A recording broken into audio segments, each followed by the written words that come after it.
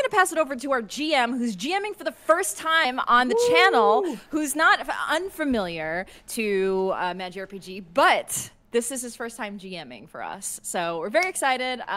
We have a lot prepared for this one shot. So Chris, I'm going to let you take it away and give us our intro. Awesome. Thank you, Tracy. Also, welcome John the Wise. First time to the channel, I think. We have a fellow Warhammer aficionado. He's got some models, over his shoulder right there. I believe it's his Catachin army, and today he's playing a Catachin, so it's so fitting. But yeah, just a couple things. This is Warhammer 40k Wrath and Glory, made by Cubicle 7 Games. This one shot is titled The Graveyeard Shift, where the adventurers or cell for the Inquisitor will be going down to a graveyard moon. So this leads me into kind of a little bit of a content warning. There's going to be a lot of themes of dead bodies and grave robbing and a lot of unhealthy conditions and just general grossness when you are on a moon that deals with dead bodies. If you ask yourself, what happens to all the dead bodies in the Warhammer universe? They get sent to a moon and then either processed or buried, and we will find out more about that today. So yeah, real quick, I have a little excerpt I'd like to read for those that are not familiar with the Warhammer universe, and I hope this gets everyone in the mood for what they are getting into today, and for the new chat members for the stream. So yeah, here we go. I'll read it off, add a little bit of music. So here we go. It is the 41st millennium. For more than 100 centuries, the Emperor has sat immobile on the golden throne of Earth. He is the master of mankind by the will of the gods, and master of 1,000,000 worlds by the might of his inexhaustible armies.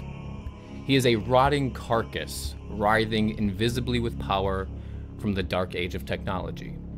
He is the carrion lord of the Imperium, for whom 1,000 souls are sacrificed every day, so that he may truly never die.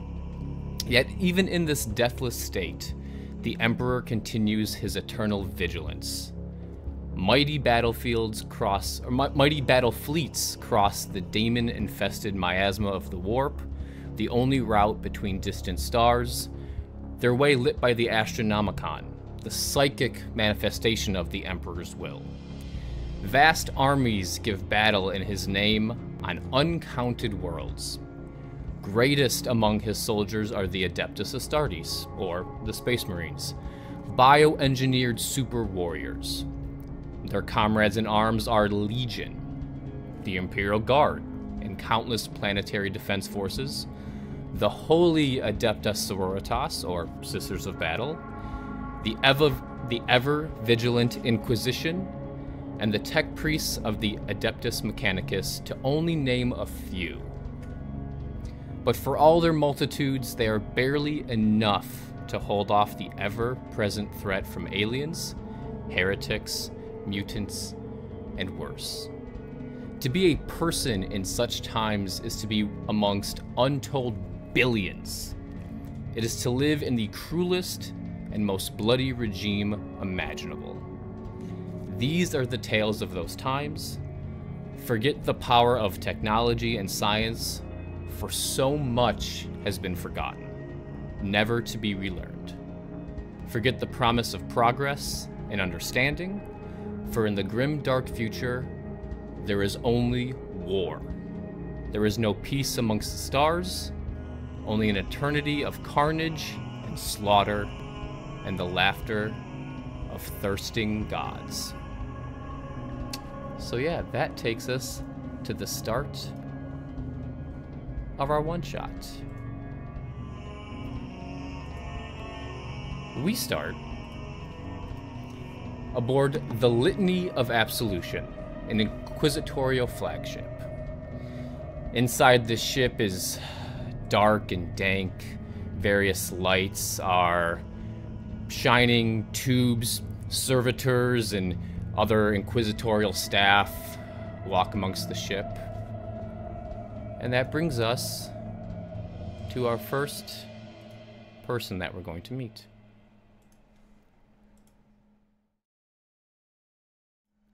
Forgive me, haven't tech directed in a while. By the way, I think I know what the tinny thing that we heard earlier. I think I know what it is. Yes. It's your microphone noise gate. When you speak, the music plays only when you speak. When you're not speaking, the noise gate cuts off the music and your voice. So it sounds like a weird like echo. Got it.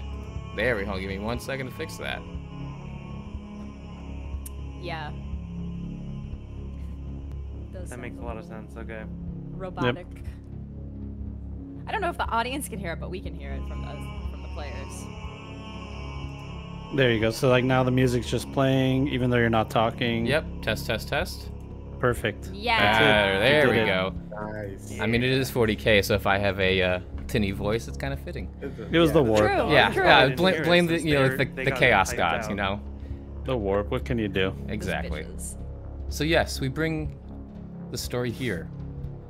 This is Inquisitor Philomena Palacio, a member of the Order Hereticus, an Inquisitor hunting down heretics. She's a daunting woman with short-cut raven black hair, dressed in the finest inquisitorial armor, bolt pistol adorned on her hip, big warhammer in her hands, and as she walks through the ship, a servo skull taking notes follows her. And this leads us to our first player character. Oh god. Sister Sarissa. I'd like to apologize for taking you away from your order during this time of need, but I understand you know your skills are of the essence. Your order volunteered you to the highest regard. Of course. Anything I can do to be of service, I am here to help. Good, because the mission you are about to be sent on requires your set of skills. Unfortunately, you won't be accompanied by any of your sisters or any Emperor's Angels of that matter. You will be dealing with a few choice guardsmen and, unfortunately, a ganger from Necromunda. A slight twinge in her eye at that, but she maintains composure. Understood.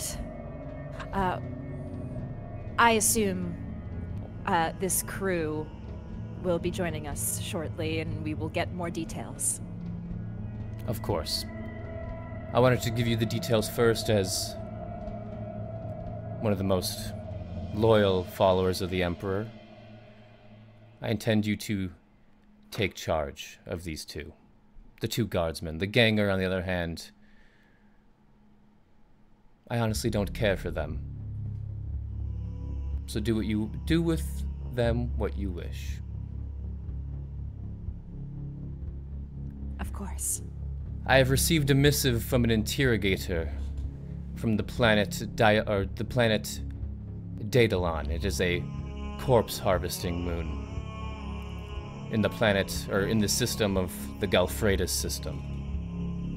Probably not known to you, but this interrogator has informed me that they are in search of a relic of sort. I don't have much info. She said she'd be in contact with you once you touch down on the surface. This interrogator, what is their... what's their name? Their name? Apologies. And she touches a button on her gauntlet, and a kind of holographic map pops up in this kind of centered room where you guys are standing. And they look like... One second. This. Oh. This is jeez. Interrogator Mendax. She has been dealing with heretical relics for quite some time. Don't let her visage disturb you. She is quite loyal to the Emperor. Wonderful. And let me read you a little bit about Interrogator Mendax. Prodita Mendax as her name. She is your patron for this mission. She is motivated by a rabid desire to serve the Emperor, and believes that as an interrogator, she is above reproach. She has been mangled and injured during her times within the Emperor's wars, but heed no warning, she is a loyal follower. The message that came through said she has encountered some relic in a certain crypt of one of the families, but unfortunately that was all the message we could receive, being so close to the Great Rift. But down on the planet, she has all the information you may need.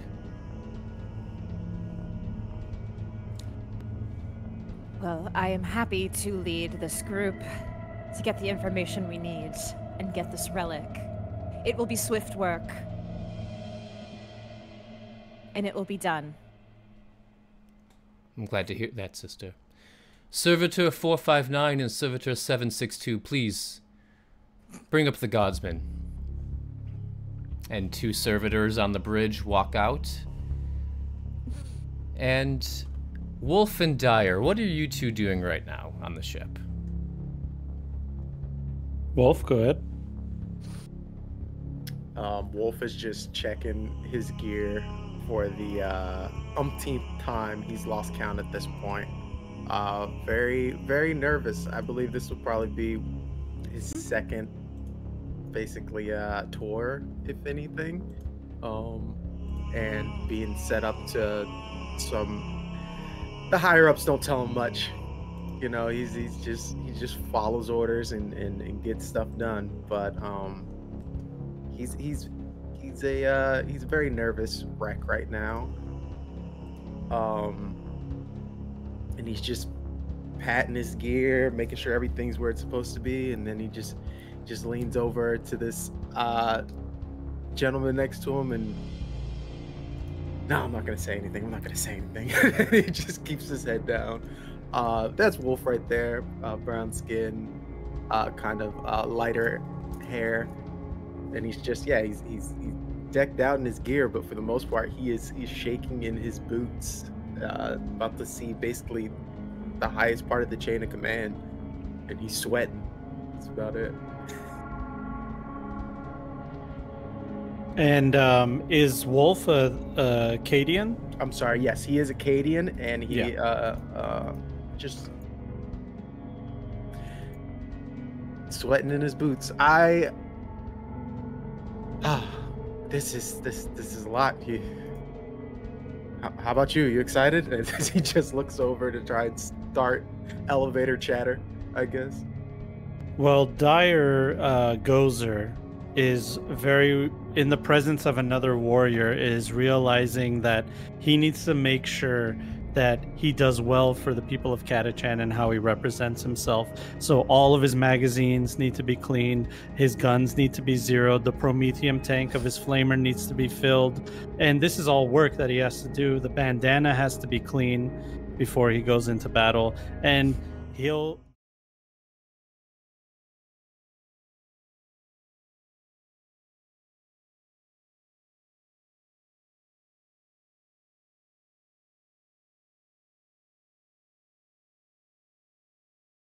Changed it to the wrong scene. Yep, my bad. Got sound. it. Yep. Sorry about that. And Emperor be damned if he'll ever let Acadian stand him up and get one up on him. he's not going to let that happen. So he's completely lost in his soldier duties. And while maybe Wolf is shaking in his boots about seeing an Inquisitor, Dyer is more worried about not falling on his face in front of Acadian. Okay, all right. Ignore me completely. That's fine. That works. It's just Awesome. He's just quietly, just like a machine, just going through all of his equipment and everything. Sick. Awesome. And yes, you two are, Dyer, you are zeroing your gun, making sure your las gun cells are fully charged. That Prometheum tank, that is full to the brim. You're, sharpening your catechin knife. I forget if it has a specific name, but It is. It's called a catechin knife. That's okay, I figured as much. Yeah, you're making sure that knife is razor sharp. And two servitors walk up and they go, "Guardsmen, the Inquisitor will see you. Now, follow me." And they turn and they just start walking. Yeah, I'll get up right away and just get in behind them. Yeah, just all right. Woo. Come on, soldier. One last thing, Chris. Yes. The music is just a tad loud. Okay. If you wouldn't mind just... Of course, absolutely. How's that? Is that better? That should be better, yes. Okay. So there we go. So, Wolf and Dyer, you guys follow the servitors to the bridge where you see Sister Sarissa and Inquisitor Philomena. Give me 1 second. There we go. Bring those on board.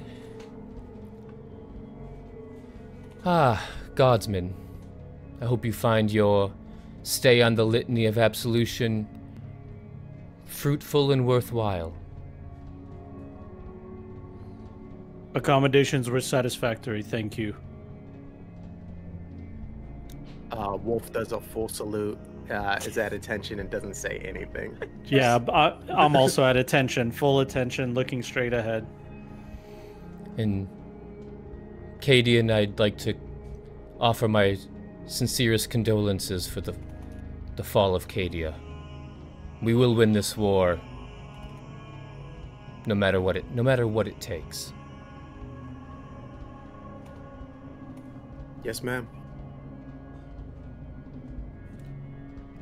I have already briefed Sister Sarissa, so she has the breakdown and protocol, but you two will be accompanying her onto the moon of Daedalon, which is a corpse harvesting moon, and you'll be meeting with an interrogator of the Ordo Xenos. That is all I'm willing to share with you. Once you get down there, you will receive a missive with your next steps. Now. Yes, ma'am. One thing I do have to say is the last member of your retinue is an unsightly one. A pirate, unfortunately, but the moon you are heading to requires someone of his nature. He has been here a long time, so he is no doubt gristled and sharp-tongued. So heed him no quarry. A tool like any other, to be used. To be used, yet remember he is a skilled warrior. He may not earn your respect, but unfortunately, he is useful. Understood? Yes, ma'am. Yes, ma'am. Yes, ma'am. And she will get on the comms. Warden, bring up the prisoner. And we will cut to our fourth and final adventurer. Prisoner!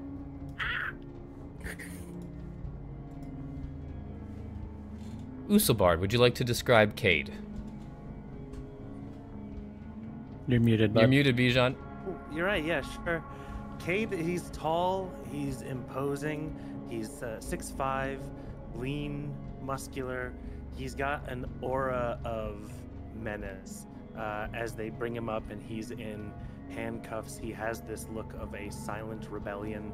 He's got scars all over his body, tattoos, particularly one, a like classic pirate ship prominently on his shoulder, and he's got a deep scar that runs through his eye, which is a cloudy white from some past injury. Yeah, he walks in and stares at everybody a little bit too long in the eye, defiantly. Ah, Cade Blightriva. I hope your stay in the prison cell has been one of note. Just getting used to it. I understand we have a deal, you and I. That's right. Your last mission. And what will you do with your newly earned freedom, Cade? Will you continue to serve the Emperor, or will you go back to your disgusting pirate ways? Well, you and I both know that everything we do serves the Emperor. How could I do anything but? I see. Well, your last mission, as you can see, you have a daughter of the Emperor and 2 fellow soldiers with you, so make sure they stay alive for our contract to be fulfilled. Really? I have to keep them alive this time. I was, at that time, Dyer was just looking straight forward, and when he said that, he immediately turned into his direction. But says nothing still, because, you know, there's decorum, there's protocol. He meets your gaze, and he grins, and you see he's got, like, lots of teeth missing. Well, we are... You'll fit right home, Cade. You'll be headed down with this lot to a corpse moon, not unlike your Necromunda. The festering pit that it is. You'll fit right in, and I expect you to be their liaison with the local clientele. I'm sure I'll feel right at home. Oh, I'm sure you will. Now, please, I do have a bit of a tradition on this ship, as you know so well, Cade. If you could all follow me into my quarters for a drink. And she leads you into a side room, and there, a servitor is holding a tray with some dark viscous liquid, and the servitor holds out its hands and... Your drinks, Inquisitor, and offers you all a drink.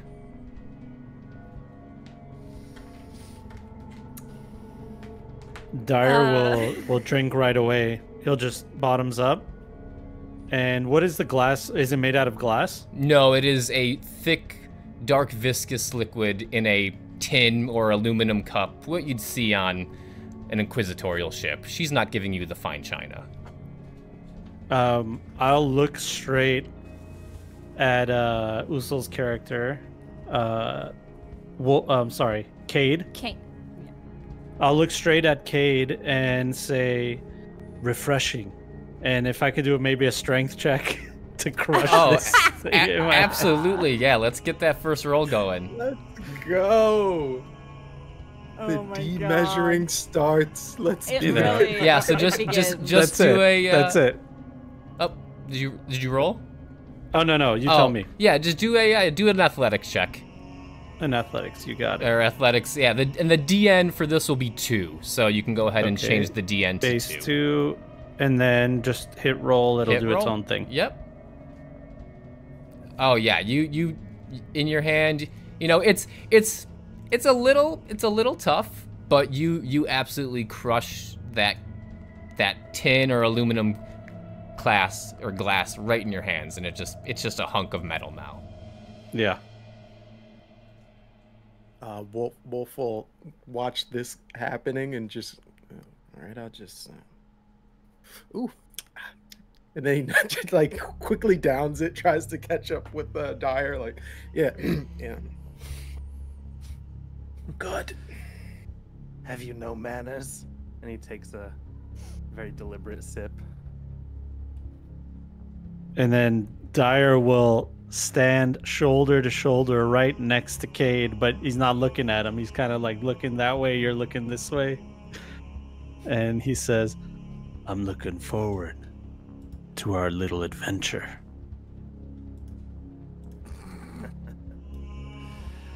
All right, you do that. It's just another Tuesday for me. And you, sister, do you drink?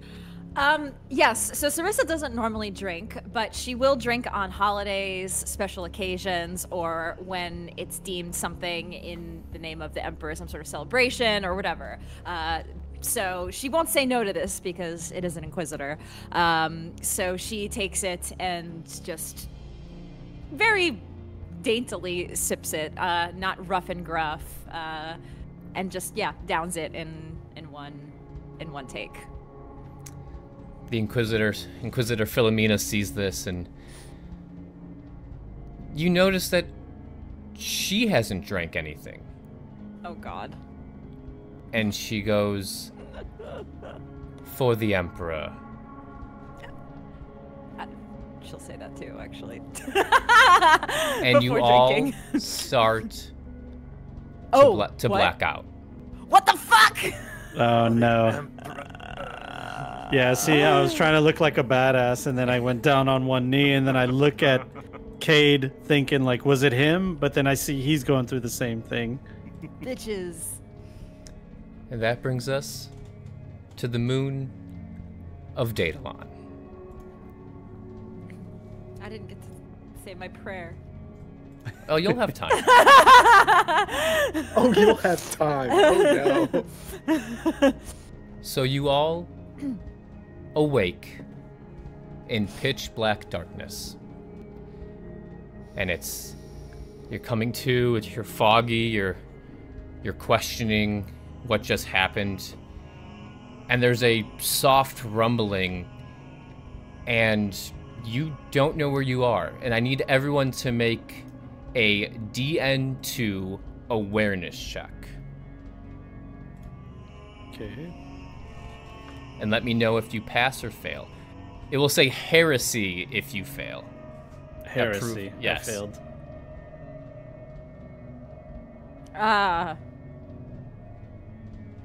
So we got let's see. A lot of heresy going on. Yeah, so fail. But the Emperor protects Yes.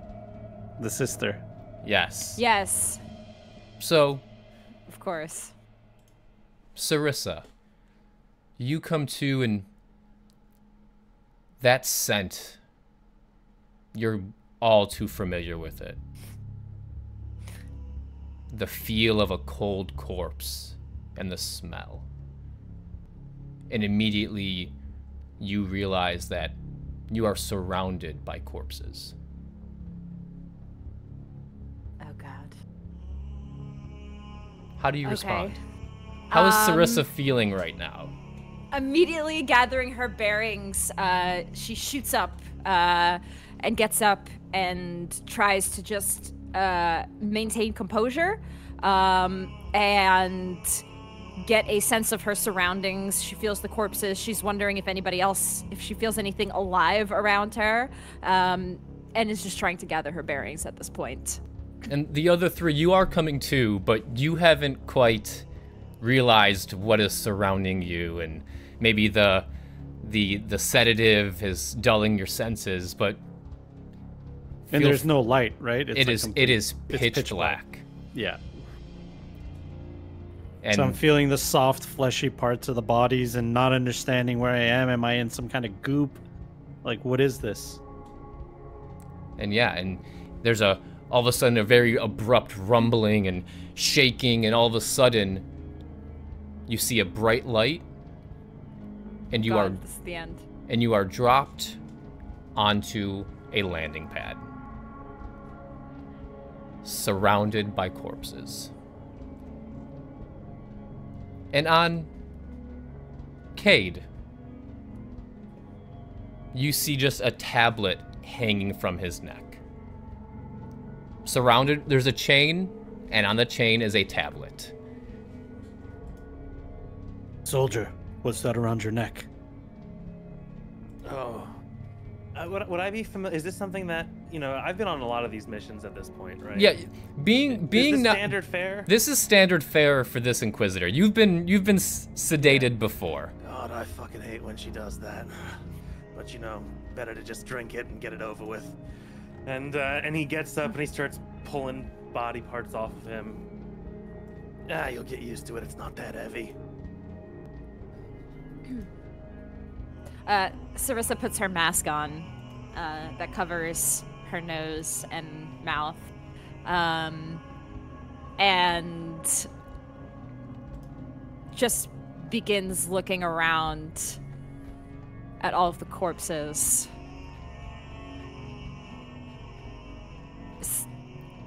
Do I see a place for us to exit, or anything that, like, gives me an idea of where exactly we are and how we can get out of here?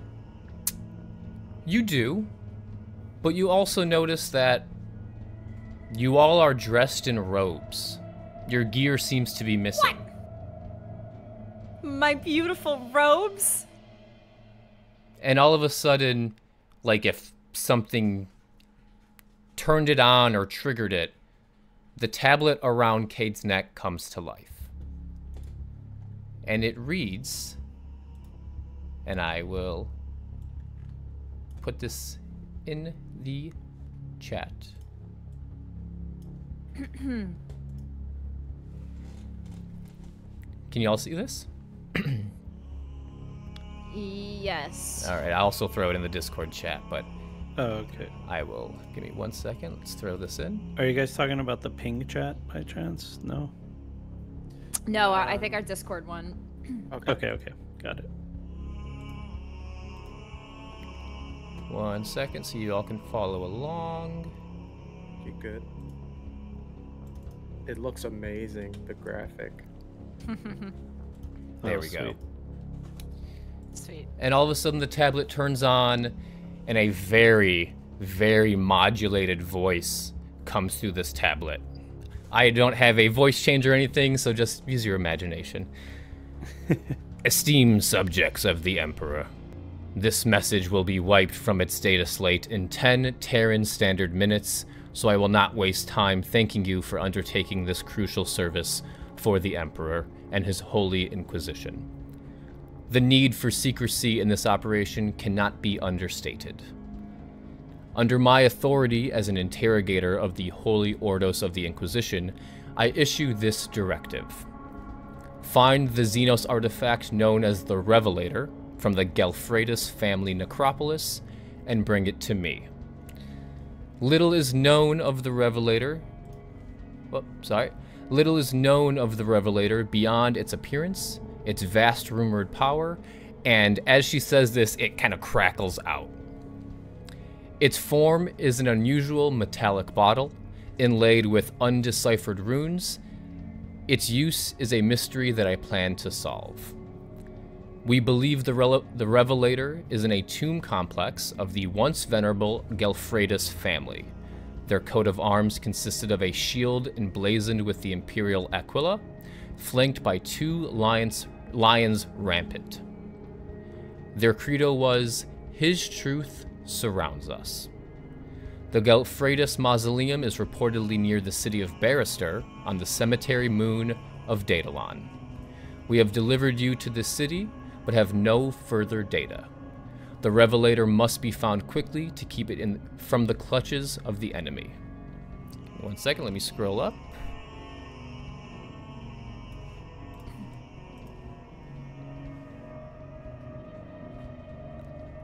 Records at the Librarium Mortem of Barrister might aid you in finding the necropolis. We have limited intel on a local recreant named Diomedes, who you may also be able to guide you, though I recommend avoiding the low-born bone-slingers of this inert rock. Secrecy is paramount to this operation. Your loose or non-existent ties to the Holy Orders of the Inquisition were among the many reasons you were chosen to carry out this most imperative of missions. Light the Stalker Flare attached to this data slate in an inconspicuous area when you have acquired the Revelator so that my ship may collect you. You may remember little of our agreement. Our Medicae expert administered a relaxant to each of you that allowed you to pass for cadavers, a necessity to transport you to the cemetery moon covertly. The only side effect to the treatment is a slight loss of memory, but we must all make sacrifices in his name. Your equipment has been concealed in a false cadaver with an Electu of the Aquila. I recommend you start searching and find it before the corpse tenders arrive. Rest assured that the Inquisition will recompense you adequately for the successful completion of this mission, as we arranged. May his Emperor watch over you. Interrogator Prodita Mendax. And as you look down, you also do see that Stalker Flare that has been attached. It's a flare gun. You know, it's a 40k flare gun. But yeah, that is what you see. After reading the last bit of that wolf size, he's like, well, it's not the worst way I've been shock trooped onto a planet. And then he's gonna dive down onto one of the bodies and just pry it open. Nope, not that one. And then just keep going. Cadian, I respect your fervor, but we're looking for the Aquila. Otherwise, we'll be covered in rotting blood by the time we find our equipment. Wolf, go ahead and make me a awareness or investigation check. The DN is 3. Okay. It goes to stats. You said awareness or investigation. Yep. Both are just a 1, so I'll go awareness. This is another heresy. Alrighty. Damn. Something unexpected happened. Yes. Go ahead and roll that complication. Let's see what happens to you. Let's go. Uh-oh. I did make a joke, so I might have to do my gallows humor in a sec. Already off the bat. Where's the complication? It should be in the same box. There you go. Yeah. You're clumsy or tongue-tied. You do or say something you didn't mean to, causing a problem. So yeah, I mean, you know, you're going through these bodies. Maybe you did put your hands into maybe a couple day old corpse, so it's a little soft, and your hands just get covered in viscera. Yeah, your hands are all kind of sticky and gross now. Yeah. It probably doesn't smell good either. Would anyone else like to look for the cadaver that we're looking for? Yeah, I have the ability called Scrounger. I don't know if this would help me here. Your life with less has made you adept at finding spares and supplies. I don't know if that would count to looking around and sounds like it to me. That sounds perfect. Absolutely, yeah. Maybe, like, you know, for you, Cade, a pile of bodies, that's an everyday occurrence for you. And finding one that just doesn't look right, as this is a false kind of just mannequin, I'll allow, that Scrounger, you're able to instantly just pick out that's the fake one. All right, yeah. Yeah, you know, it's not the first time I've had to look for a specific body in a crowd. And he just kind of kicks over one body and shoves another one to the side, and he points at the at the emblem that you're looking for. That's all, man. Yep.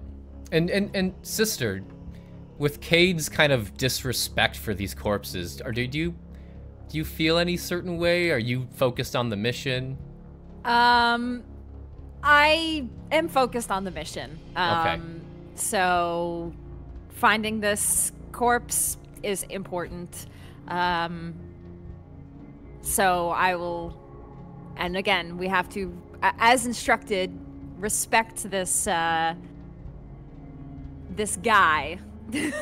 So she'll let him do his thing. Awesome. Yeah, and so, yeah, Cade points out this mannequin. You know, he hits a button right on the sternum and the rib cage opens. And this thing, you're like, how does all this stuff fit in here? But all of your gear, all of your guns, Dyer, your flamer is in one of the legs. It's tucked down into the leg. Both the las guns are in the other leg. Sister, all of your Sororitas power armor is in the torso. All of your flak armor is kind of stuffed in there. Everything is here. So you guys have all of your gear. So we're able to don our gear, right? Like, because this is a covert mission, like, is... Absolutely, yeah. So if you're able to don your gear. Okay. You know, if you want to maybe put that brown like burlap cloak over it to kind of conceal it, you can do that. But if you want to walk through the streets in your sister's power armor, you're free to do that as well. Okay. I'm not, this is covert, but everyone wants to show off their gear. It's quite all right. Okay. As you guys are getting your gear on, make sure your las guns are locked and loaded, your flamer's good. Cade, you're checking your hand cannon to make sure it's loaded, make sure your sword's sharpened. Sister, your armor is pristine, and you put on your power gauntlet. You hear chanting. And I need, what is everyone's awareness? Mine's at 3. 3. 1. A 3, a 3, 2. a 1, and a 2. So Sister Sarisa and Dyer, you hear this chanting first, and you look around. You're on kind of a landing pad where they kind of drop the bodies, but it hits you that someone has to come pick up these bodies eventually. And you hear this chanting, and you look over, and coming down kind of this walkway are 6 priests, and they have kind of a cart with them. And you just hear them chanting some, hymns and just priestly chanting. What do you guys do? So this is like our passive perception, basically, or Correct. Yeah. Are these chants that like we're used to, or is these some wordings that we don't? No, this is normal fare for you guys, but there are people coming already to pick up these bodies that the drop ship have given up. And it probably won't look good if they spot us in here. Like, what the hell are you people doing in this? Probably not. Generally, Yeah. like, if people are coming to visit their dead relatives, they usually come through a different spaceport, not the drop pad or the landing pad where they drop the bodies. We should probably get ourselves out of here quickly and quietly. I agree, sister. Let's make our exfil. Soldiers. All right, and yeah. Oh, All right. wish there was And he some spits soap in on there. he spits on a body as he gets up to leave. Okay. So you guys head the other way, away from the corpse tenders. Eventually you go down like the opposite path. They don't see you. But yeah, you are now on the moon of Daedalon in the city of Barrister. And, you look around and you see the Barrister Cathedral, where different, you get a little bit of a vantage point, let's say, and you're scouting the area, and you see this amazing cathedral, not unlike the one you see on stream here. Let me take these models down. And yeah, this is just one of the many cathedrals that are around Barrister. There are servo skulls flying all around with parchments and paper and data slates and stuff, and various corpse tenders are bringing in cartloads of bodies by the hundreds to multiple different cathedrals to be blessed and either to be buried or other uses. So you see this cathedral, you see next to it is a very active priory that is attached, and many regular people are entering this priory, and there are some mourners and some processions for some of the dead. Down below, down past these two buildings, you see kind of a downtrodden town of different buildings held together, which looks like possibly like gravestones instead of bricks, and wood and bones like tibias and fibia, some of the longer leg bones being used as scaffolding. And down here you also see the aforementioned Librarium Mortem, where a lot of the servo skulls are kind of congregating through the windows and through pipes, and they're leaving the other cathedrals and heading in. You know, this was one of the locations that was recommended to you to investigate. Next to the kind of downtrodden little area, there is a square with vendors and people hawking goods and stuff of that nature. And then you see kind of on the edge of town one building, and a lot of the people from the not so established part are entering this building.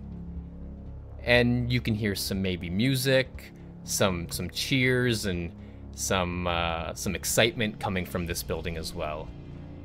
And that's kind of all you see from this vantage point. A couple of, ecclesiarchy buildings, as you were, and then some of the other downtrodden buildings. So where would you guys like to go? Cade already starts walking towards the music. He just starts walking in that direction. Hold it, soldier.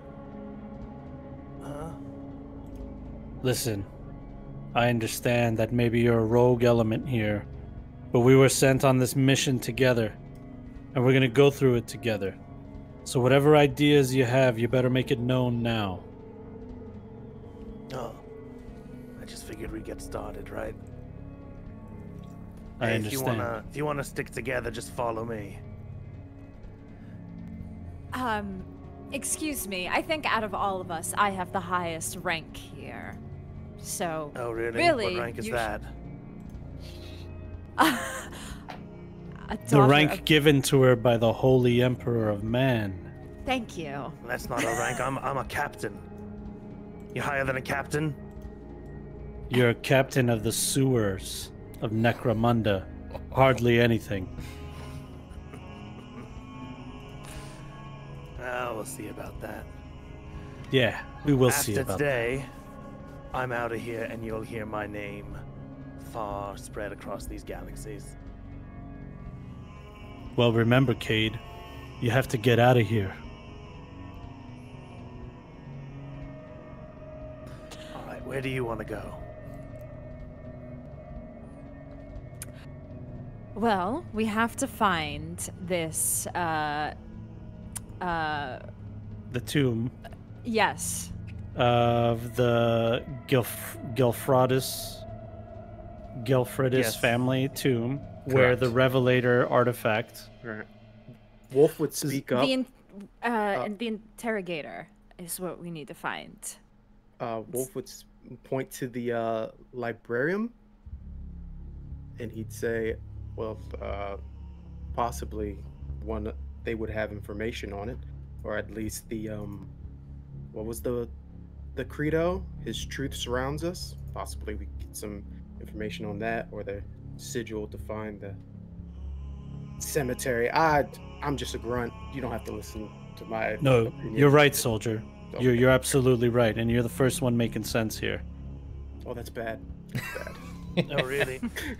I thought we were trying to keep secret. we want to go inside there and make a search where they're going to document who went in, what they looked for.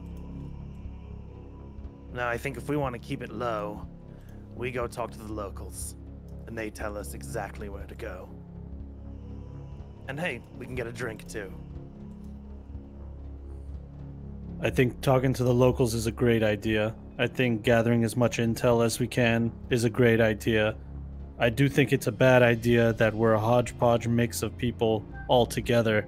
One from Catachan, one from Cadia, this guy, and a holy sister of the sororitas. How can we make ourselves look like we're more unified? Maybe put some burlap sacks on, I don't know, look like we're some kind of common drabble following the sister. What are you thinking? I like this idea. As somebody walks by, like in their like cloak or robe, Wolf will just snatch it off him and just say, "For the Emperor," and just put himself in it. Hey, that's my robe. And We're then commandeering your robes. then just shows the laser gun. And this person looks at you and shouts, "Gravediggers! Gravediggers!" and starts to run away. Oh, So we should go the opposite way. Is my next thought process. Everyone agree? Yes. I suppose so. We all got to get robes the same way, I guess. I mean, Yes. you guys have robes. You guys were wearing robes, so that, like, you were wearing robes. Put on a second robe. Got it. Okay. Yeah. Gotta have an extra robe. Yeah. Understood.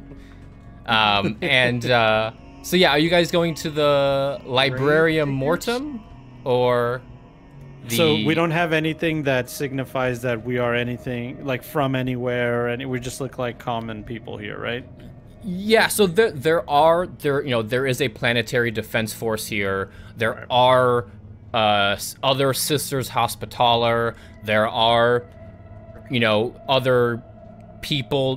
This is a colonized moon of the Imperium. There are civilians. There are ecclesiarchy staff. You're not in kind of a war zone right now. Got it. Bijan, Okay. do you want to say something? I was gonna say, I imagine like Sarissa's armor might be No, distinctive. there are other sisters. So there are other But sisters. yeah, but I yeah. mean, she would stand out as a sister. with Correct. That kind of Yes. armor, Yes. Yes. With pride. Yeah, my only concern was it's like, what is a Catachan, Acadian, and like a street guy doing with the sister walking together? I wanted us to look like maybe we belong together, and then people don't look twice, Sure. Yeah. Absolutely. So yeah, whichever one of could all be- those. You could all be part of my crew.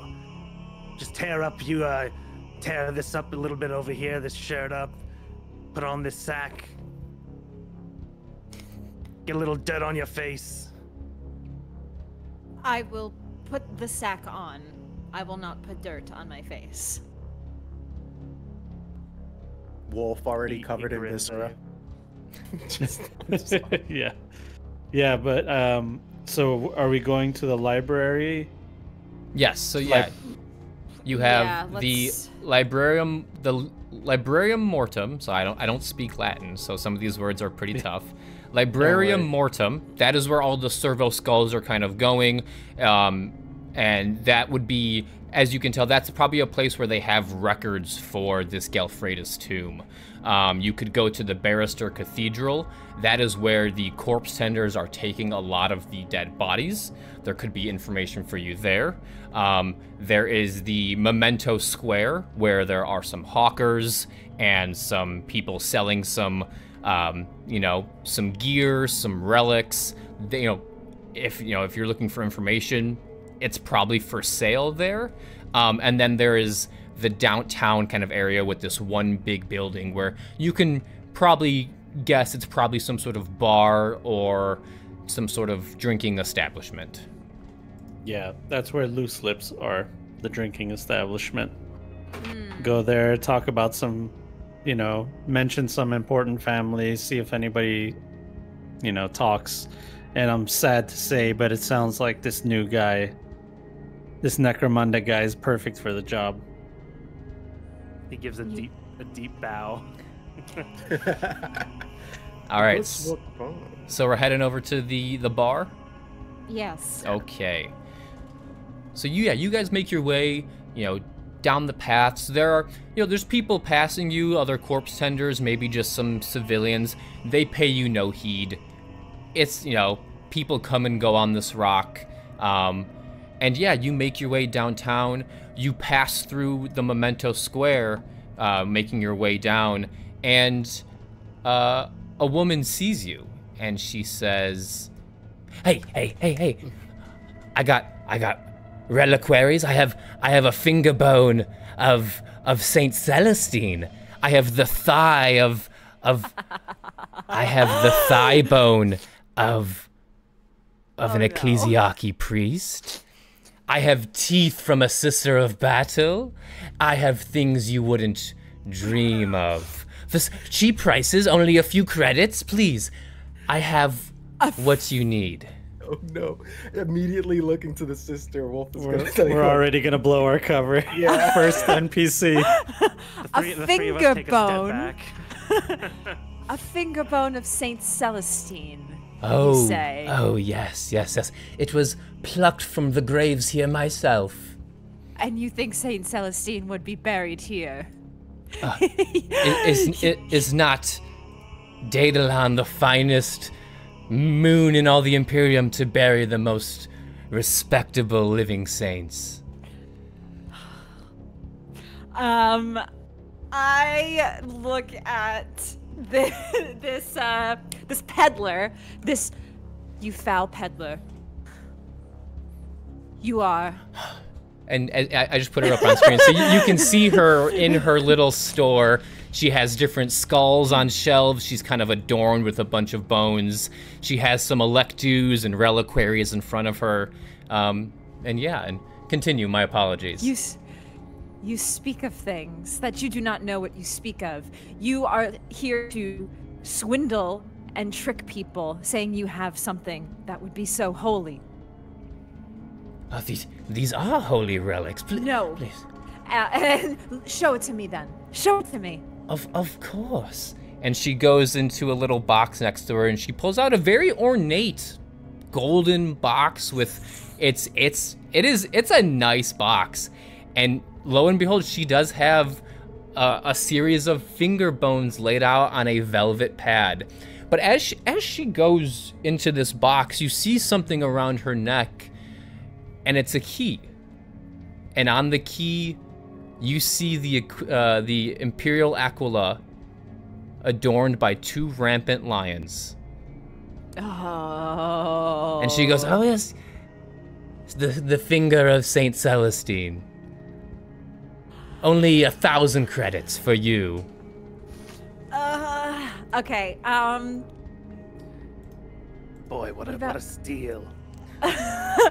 I glance, I give a glare, and I look, and Sarissa takes a moment to gain her composure.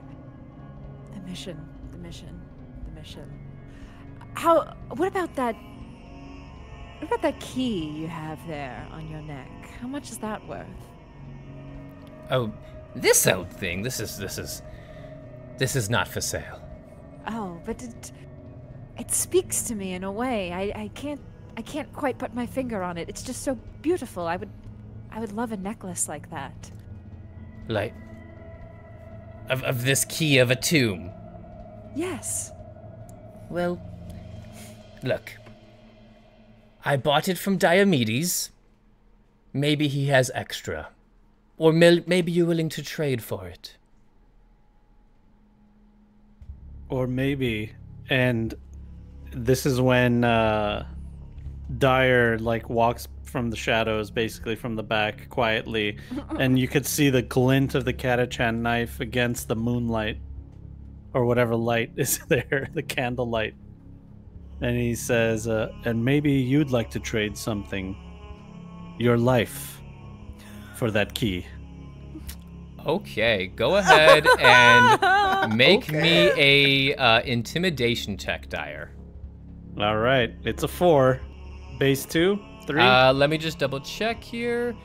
It is a DN 4. For this person? Dude, this peddler doesn't care if they die.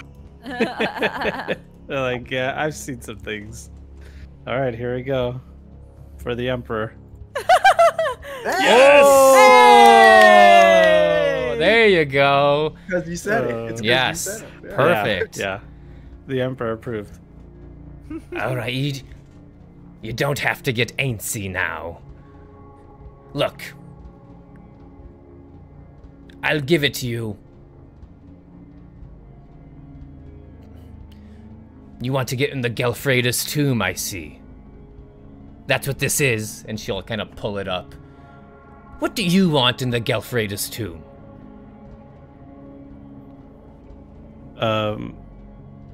They're family friends. The Gelfredas had no friends. Cade steps forward. Look, we're just robbing tombs. It's as simple as that. This is my fucking crew. You've got a key around your neck, and that's clearly a key to a tomb, and we want it. Oh, you see how far honesty goes on Daedalon. Your tomb rob. Oh, music to my ears, little bone picker. I will give you the key. An agreement that you bring me a bone from the Gelfreda's tomb. A bone. Desecrating a tomb, I would. He just like kind of like mumbles in the corner. Don't mind him. This is your crew. They don't sound like they have the stomach to go in. They've got what it takes. I'll keep them in line.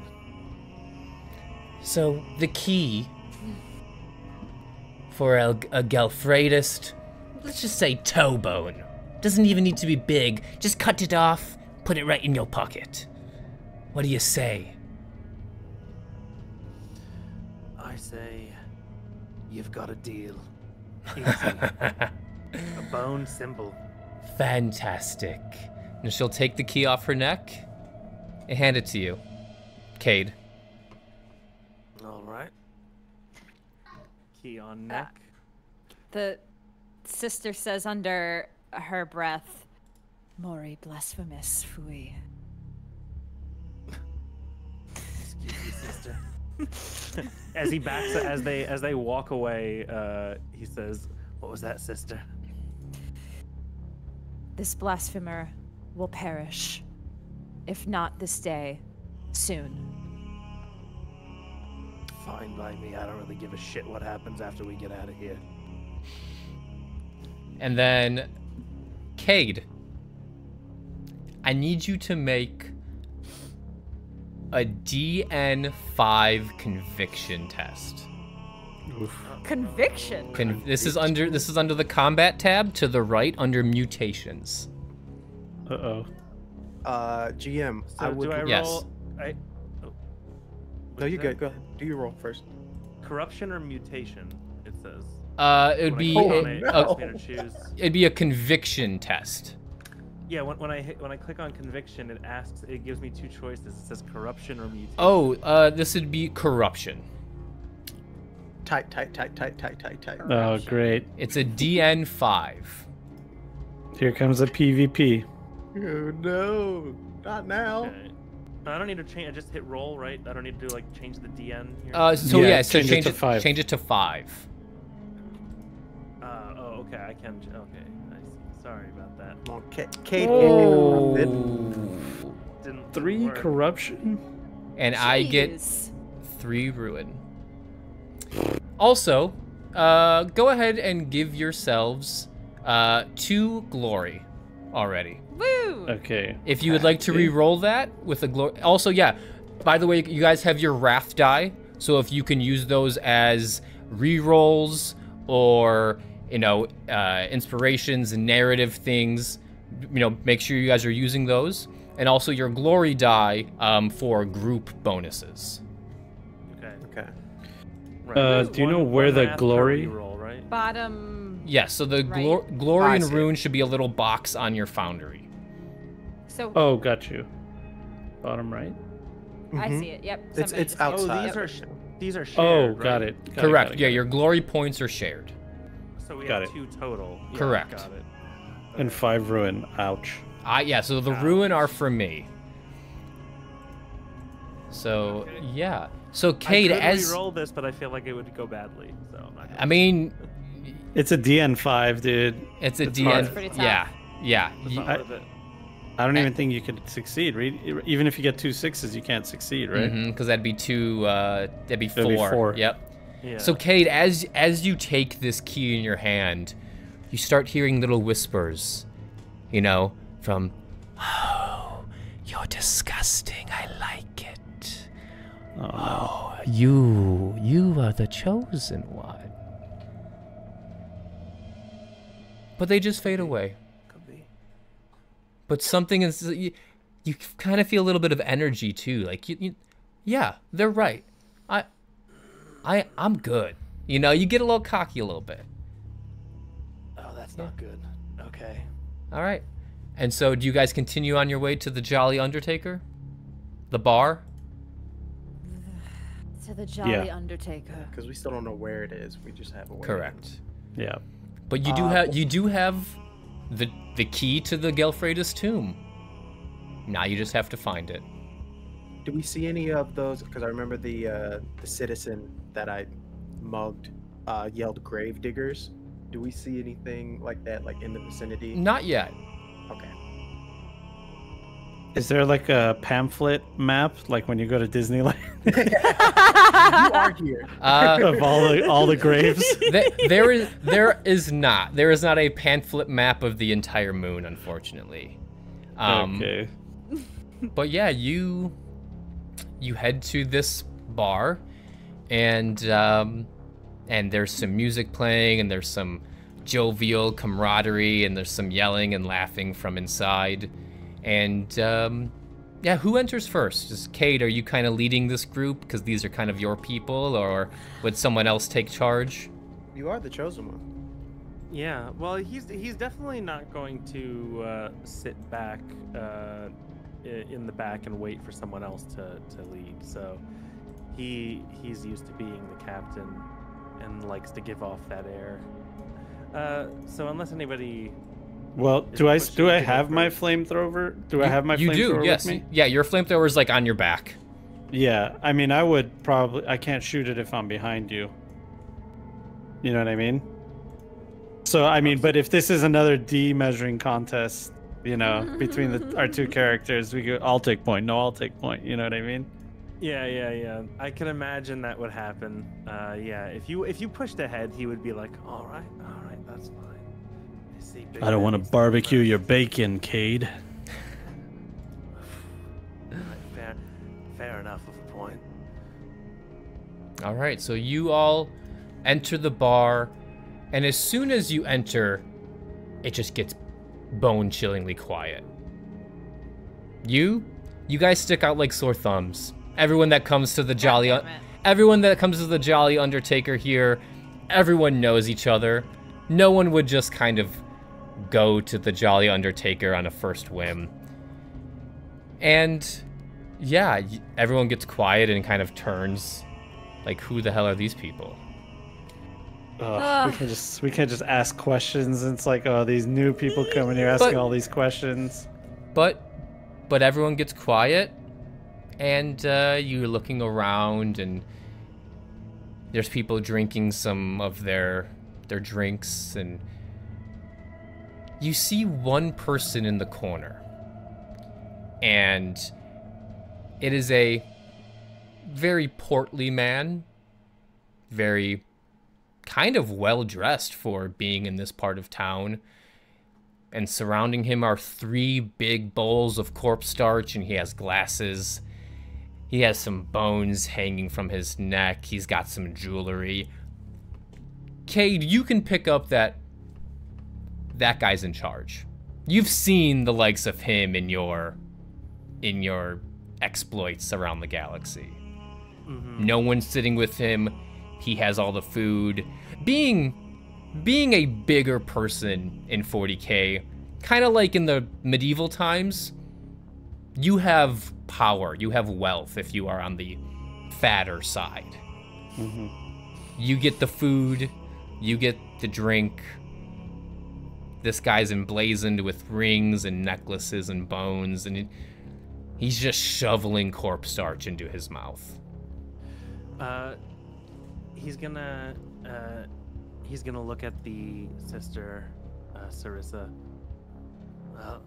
Inquisitor, give you any coin? Anything to barter? You got anything we can offer up? How much money I got? So your money in Wrath and Glory is equivalent to your wealth. So I believe 0. you have 1. You have 1 wealth. Oh, okay. So yeah, I don't think anyone has over 1. Maybe Cade does. Now he also has 1 wealth.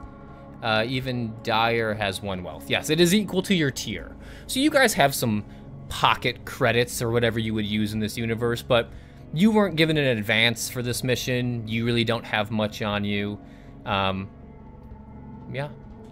Yeah, Dyer wouldn't we care. Want to talk to, and he's gonna want something from us. Dyer just hands you whatever money he has right away, like all of it. He doesn't care. He doesn't care about money. Yes. Hopefully this will be enough. And Sarissa will do the same. Yeah, same for Wolf. We just give him all of our money. We're so not from here. We're definitely not from here. We are not streetwise.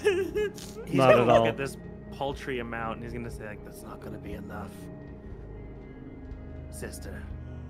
Surely you've got something on you from the church, some holy symbol."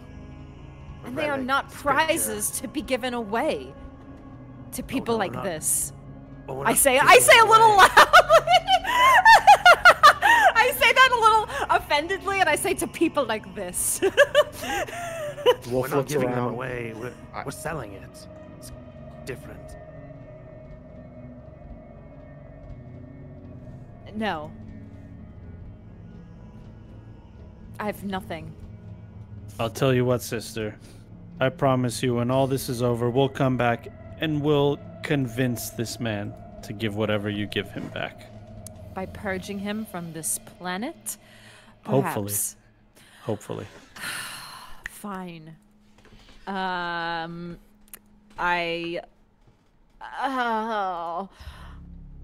mean, I have a nice thing around my neck with a Inquisitor like symbol on it. I have I do have like a little replica relic of something in my possession. I guess I pull out one of those. And so what do you guys are like pooling your money and your items? Yeah. What are you looking to do with this gentleman? Are you trying to buy his Honestly, info, or My character knows nothing about the streets or any of that. He's like a war zone. if we were in the jungle. jungle, you'd be right at Yeah. home. Yeah. But he's like, what? I have to give him these things and something happens. Yeah, I guess this guy understands how to deal with people like that. So he's just like, now he's understanding why Cade is a resource. And because he just wants to be an efficient soldier, he's like, okay, this makes sense. Got it. And she begins chanting again. Cod heraticum de priboris surrexit. Vide imperator non Got it. Yeah. I'm this, and you're like holding on to the to Yes. that pendant. I grab it and I go, "That'll do," and I rip it off. For that little bit, I gave you guys another glory point. That was awesome. Yeah, that you learned that, Tracy, or you even looked it up. The heretic has risen. He sees not the emperor's light. Oh, it's perfect. That's what she Yeah. says in Latin. Yes. As he snatches this pendant from her hands. Perfect. So yeah, so who wants to approach this gentleman in the corner? It's got to be Cade. Yeah. Yep. I think By I think himself. yeah. I mean, Wolf would go with him as like backup to make him look more intimidating, but other than that, it's just. So yeah, he grabs it and then he goes to walk up, but he passes by Dyer and he stops next to him and he goes, "There's about a 60% chance this goes violent, so you know, just." And then before you could say anything, he goes to talk to him. All right, and this, you walk up to this gentleman and you get a better look at him, and he looks like this. And he is just sitting there, shoving various, I lost the dice rolls for a second. Shoveling just bowls of corpse starch into his mouth and drinking, and the drink is dripping down his chin. And as you get closer, you can smell him. This dude is just gross. He's just a glutton. But he's the guy in charge. And he looks up at you. "Man, what you want?" Pleased to make your esteemed acquaintance. I have a business proposition for you. He pushes everything out of the way and he kind of puts his elbow down the table. "Well, I am a businessman, so what do you got?" Well, I'm about to make you the easiest money you've ever made. Oh, I like the sound of that. What do you... I can tell. What do you... I can tell you're a connected man. I practically run Barrister. I practically run Daedalon, if I'm being honest with you. So what do you got for me? Let's get to business. Well, I've got everything I need to perform a grade A top-notch heist of a tomb. I'm listening. I just don't know where the tomb is. Well, you come to the right man. My name is Stormbeard, and I'm in charge here. What tomb you looking for? Well, let's first agree to the terms here. Oh, of course. Name your terms. Alright, well, obviously you'd receive a portion of our takings from the tomb. Mm-hmm. Well, for doing nothing at all but giving us this information, I offer you a very generous 10%. 10%? I get 50 from the local bone pickers. 10%. And as he kind of chuckles, just spit is just falling out of his mouth. I want 30. You seem like a good lot. You got a big guy there. You're a big guy. You got a little lass over there. And that man, he's got some nice armor. I want his armor too. And he points at Wolf. I can sell that armor for a high price. No, I think he's gonna need the armor, mate. So let me counter with, and he holds out. He drops out of his hand the necklace. Oh, you got the old Ghelfi's key from Kalea, have you? I sold it to her. Oh, no, I'm holding up her pendant. Oh, sorry, I thought you were talking about the key. Now, Yeah. what do you have there? And he'll snatch it out of your hands. Is this real? Of course it's fucking real. Don't. And he'll take a little monocle out of his pocket and he's inspecting the inscriptions and. Emperor be damned. Where'd you get this? Well, I've killed a few sister hospitalers in my past. Oh. You raid a medical ship for supplies, you're bound to run into a few of them. Oh, you're dirty, aren't you? I could use a member like you on my team. What do you think about leading a band of bone pickers? Taking out a sister hospitaler, That's some heavy shit right there. You know, we can talk future business arrangements after we conclude this one. I'm always open for negotiation. So let's see. You give me the Electu. I tell you where the tomb you're looking for is. And then you give me 30% of the whole. Is that it?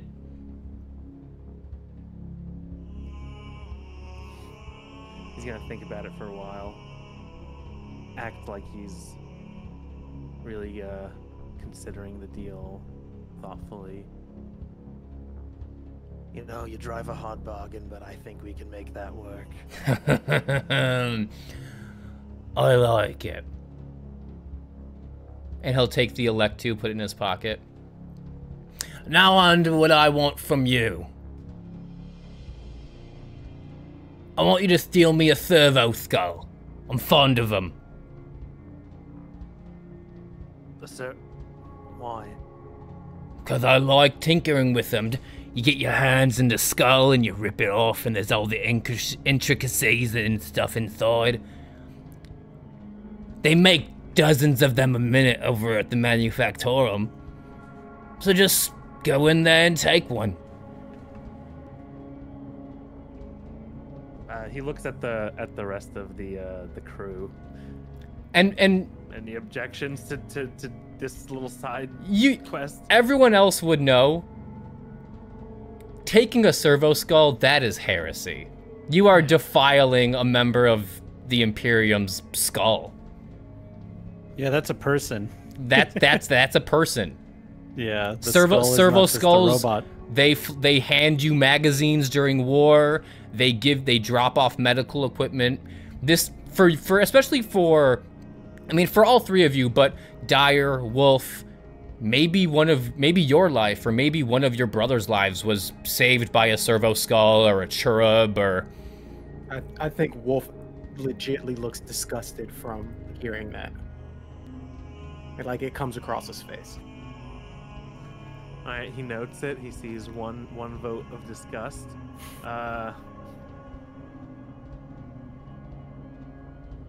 Well, no outright extreme objections. It looks like. So, all right, I guess we'll get you your skull. Look, I see a little hesitation in your group, so I'll make it even sweeter. You bring me back a servo skull. I'll even drive you to wherever you want to go. I got a car over next door at my house. I'll drive you. We'll be there in an hour or two, depending on where it is. I'm sure if you're in Barrister, then the tomb is close to Barrister. You can hop in my ride, and I'll drive you right there. How's that sound? You know, we'll see about the ride, but I think we're down for the job. Suit yourself, it's supposed to rain later. So they say. Might want to think twice about that ride. But alright.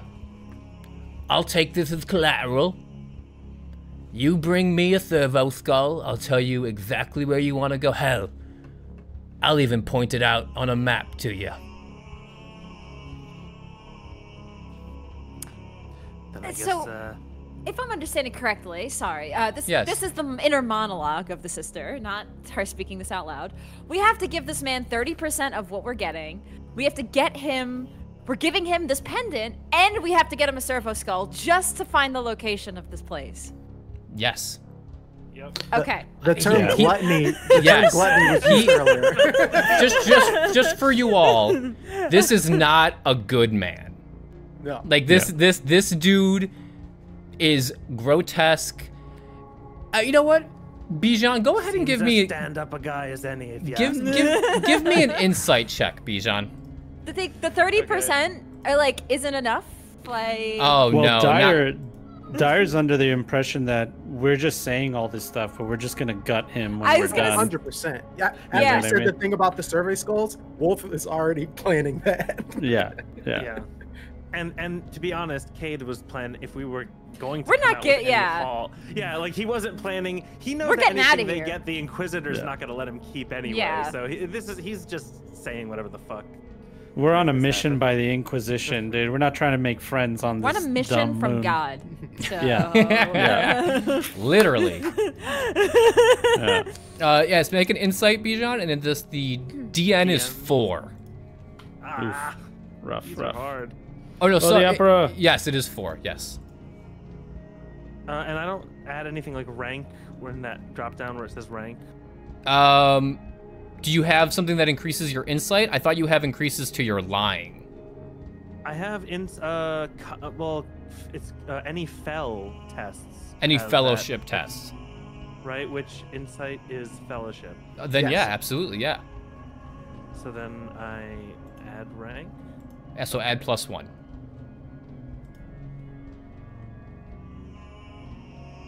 Nice. Ooh. Damn. It's nice. Damn. So Okay. you Dude. 7 successes. Dude. You have a that's- shift, so it means you can add. So you guys have, by the way, you have a max glory pool right now. You have 6 glory. Any other glory that you gain will be lost. So make sure you use this glory, because as we play, the glory is going to keep piling up, and if you don't use it, you lose it. I was just gonna mention, can we get a refresher on what we can use glory for? Absolutely, absolutely. So glory, you can use glory on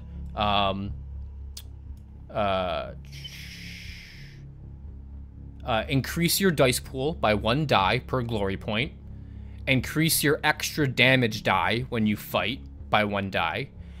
You can use glory when you score a critical hit to make the critical hit even more devastating, or you can use a glory to seize the initiative once combat starts. Okay. Cool. All good things. Yep, all good things. And you also have a shift. So with that, because you have max glory, you can shift that extra 6 into a glory point. But with that insight check and that shift, you read this guy like a book. If you were in this position, you just get the insight. This dude's gonna sell you out. This that's is what I a figured with the dirty, ride, too. That's why I didn't dirty want the ride. man. Yeah. Yeah. If this guy was on your crew, on your ship, you would have airlocked him a long time ago. You probably know that a guy like this, he probably pays off the local PDF. He probably Would has this some. insight. Would this insight tell me that he's gonna betray me before we even try to get him the servos? Would I think that immediate, or would it be like once we give him the servo skull, he's gonna try and turn us in? The latter. Like, yeah. Yeah, Okay. this dude, once he gets what he wants, he's going to cry wolf to the local guard and say, grave robbers. Those are grave robbers, and run away with his winnings. Okay. I think as we would leave the bar, no reason to be there, I imagine, unless anybody else wants to stay. I'm going to, when we're like at an earshot of anybody, I'm gonna mention that. I'm gonna say, as soon as this fucker gets his skull, he's gonna turn on us. So we better come up with a plan to make sure that we get what we want. The skull is just gonna be to get him to come to the table. But once we're there, we need a plan.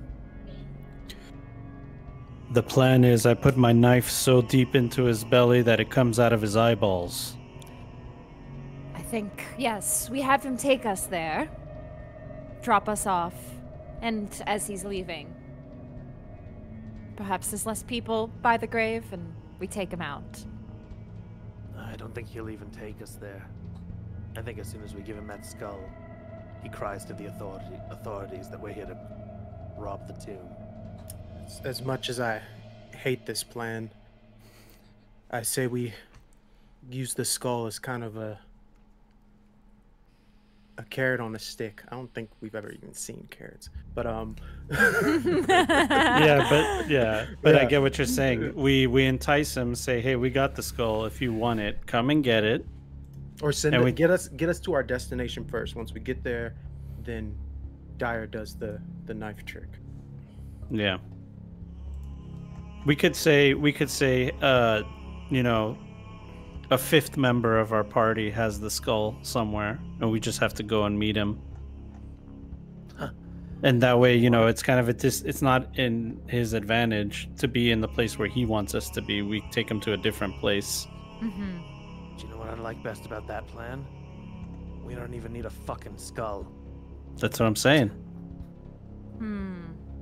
We take him somewhere isolated where he doesn't have so much protection. I'm sure he's going to bring some people with him. But we take them all out, and then when it gets down to him, we take him prisoner. And if he doesn't talk, we gut him, and we move on to somebody else. And when he does talk, we gut him. Alrighty. Something we can all agree on. Yes. So, are you guys heading to the Manufactorum? So the Manufactorum is where all the bodies are going, and there are servo skulls flying out of it. Or you could go to the Librarium Mortum. That's where the servo skulls are going with data slates and paper. Where they're being created might have a little bit more security. Where they are going to might be less security because they are already created and out there and doing their job. Or you could go back to the Memento Square and ask the trader if she has any information. The choices are yours.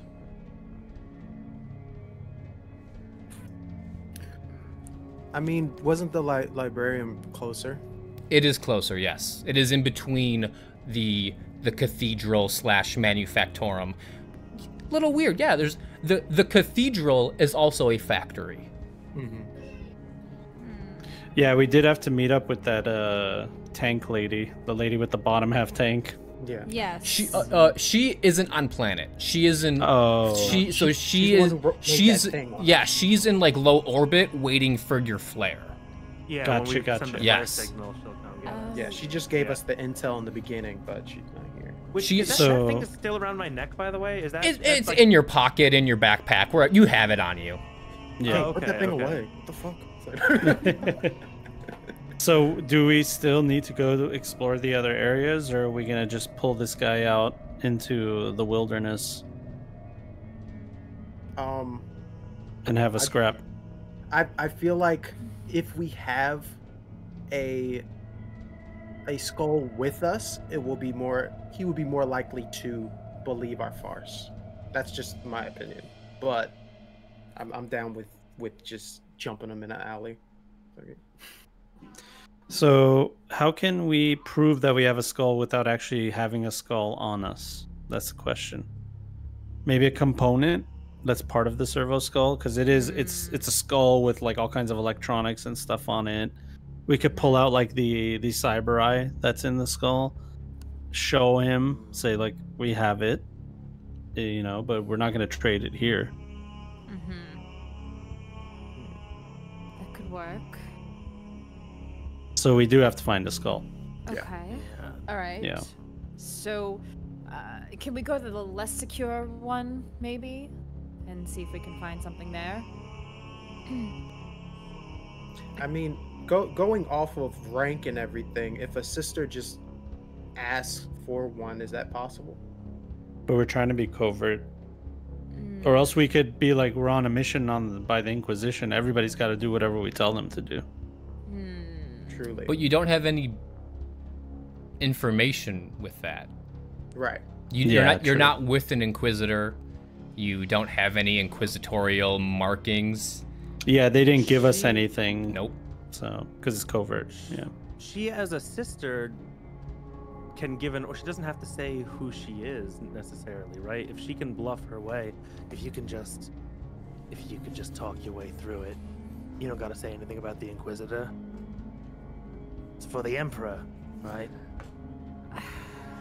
Chris's face right now. And hopefully nobody says anything heretical.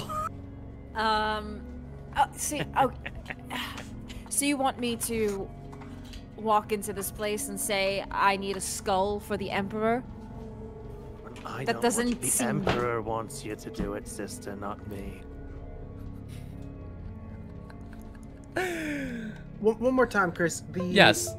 The use of these skulls are I can't remember the name. Servo skulls. Servo skulls. Servo skulls. Yeah. I want to use the correct term. Servo skulls is assistance during missions of any sort, They correct? are servants, and they are assigned to a person, and so with these servo skulls, they have the ability to fly. So, you know, for example, servo skull goes into the cathedral, they mark off their name, how they died, date of death, they hand it to a servo skull, it flies out, it goes to an archivist. So yes. My only question is, does it have enough sentience, or do we believe it has enough sentience that it would just we could have a conversation with it? No, it would only answer to the person that it is assigned to. Okay. So It's like a sentient walkie-talkie. Yes. Yeah, I remember yes. them from Dark Tide. They float around in Dark Tide, but I was just making sure that. Okay. Yeah. So we gotta talk. There's somebody at the other end of the servo skull. The servo skull is serving that other person. They're like a walking camera. They're a walking computer. They're everything. Got you. So So somebody's gonna know what we're doing. Yeah. Correct. So we probably shouldn't get one unless is there a way to deactivate it or turn it off or something? There are, yes. Yeah. Or we could find an inactive one. You know, a closet full of something. Oh, there must be a place for maintenance. They're all over the place, right? They must go somewhere for maintenance. Well, we got to go where they are. So wherever they are, let's go there. I mean, if we're trying to find one that's already powered off, so that way we're not raising there any like suspicions. a junkyard or something? So outside? there could be, but servo skulls are very useful. There wouldn't be just a pile of them. Yeah, They would go to a member of the Mechanicus to be repaired and refitted, because even in death you still serve in the 41st millennium. Yeah. Yes. So yeah, let me help you guys out. So you can go to the Manufactorum, where they are made. However, there is a lot of commotion at the Manufactorum. This is where all the corpse tenders that are picking up the bodies are taking the bodies. This is a Manufactorum for the servo skulls themselves. This is also a like a factory for making corpse starch for the bodies that aren't going to be buried. There are going to be Mechanicus people here. There are going to be Ecclesiarchy people here. This is probably the most secure building in Barrister. People, you have to protect the factory, you have to protect the dead bodies, there are going to be priests saying hymns. Then you have the library, the Librarium Mortum. This is a library of all information on Barrister. So maybe you don't even need Diomedes to find where the Gelfraida's tomb is. If any of information on the Gelfraida's tomb would be somewhere, it would be at the library. Plus, how secure are libraries? However, all of the servo skulls go to the library to give off their information. Yeah. Yeah, I mean, we can try to get a servo skull in transit. It's either we take one or one comes to us willingly. Either That's way, it. I think that, and then also, if we're lucky, we can get some intel from the librarium. I say we go to the Librarium, yes. Yeah, let's do it. Okay. Books. I got my library card. Knowledge. Knowledge. You've got a lot of crafty ideas there, Daya. You ever thought about joining a crew? I am part of a crew. It's called the Planet of Catachan. No, I don't mean like an army serving someone above you for their ends. I mean, you know, a ship like mine. Join my crew. We go out, make fortune for ourselves, find our own wealth, our own glory. No one has to tell you what to do. Well, except for me. You know, you're one sad man, if that's what motivates you. Oh. All right, then. Could have just said no. Okay. It's a hard pass. Any other stuff that is talked about on the way to the library? It's probably about a 15-minute walk through the streets. Yeah. I think Wolf walks up to the sister. Permission to speak, sister. Permission granted. You do not need to use such pleasantries with me. And then he's being very awkward and just confused, like he's talking to one of the Emperor's chosen, basically, in his eyes. So We are pretty special. I hope it's not heresy to ask this, but have you seen him? You know? Oh no, dude.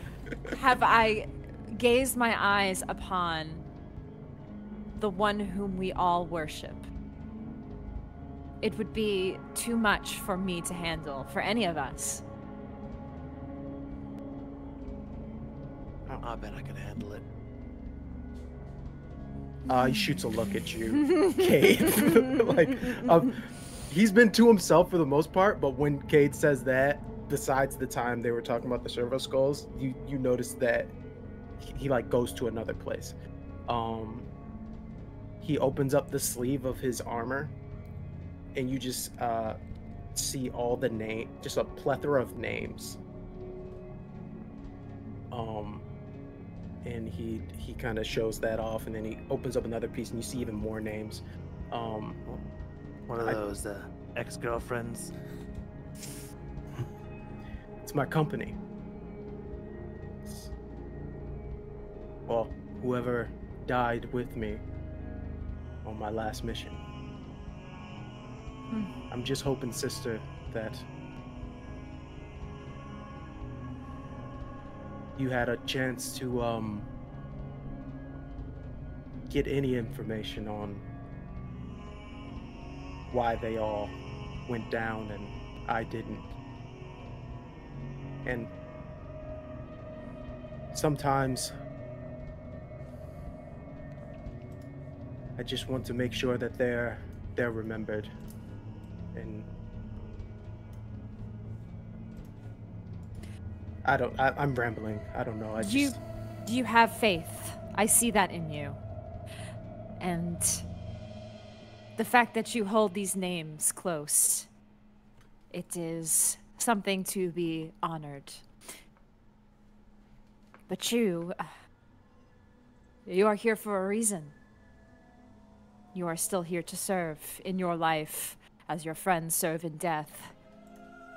So hold strong. May the Emperor teach you patience, observation, and knowledge. Ooh, that's wrong song. My apologies. I was like, this isn't the right song.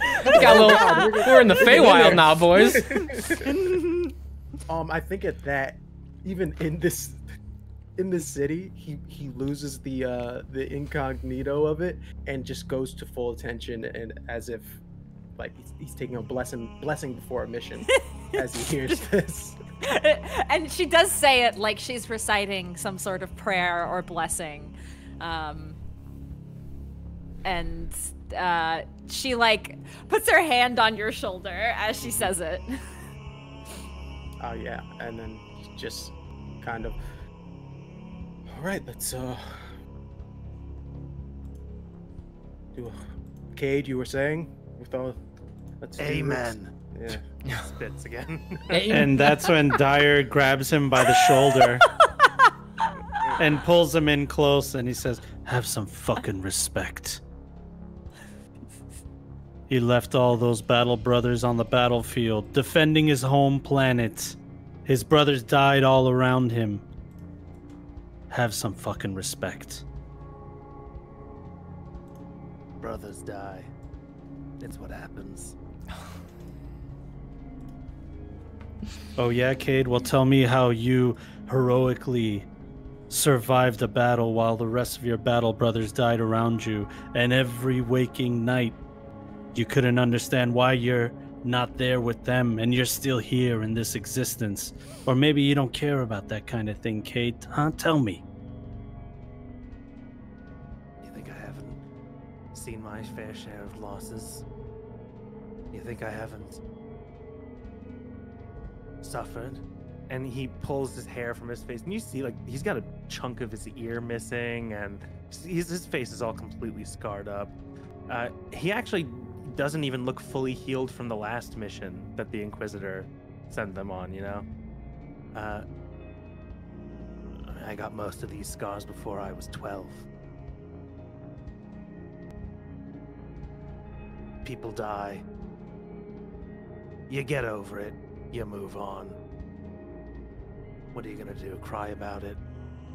You remember their memory, and you live on through them, and you make sure you do your damnedest to be the best that you could be. But I guess you left that part of you back there, didn't you? Back where? Wherever that happened. And he points to the scars.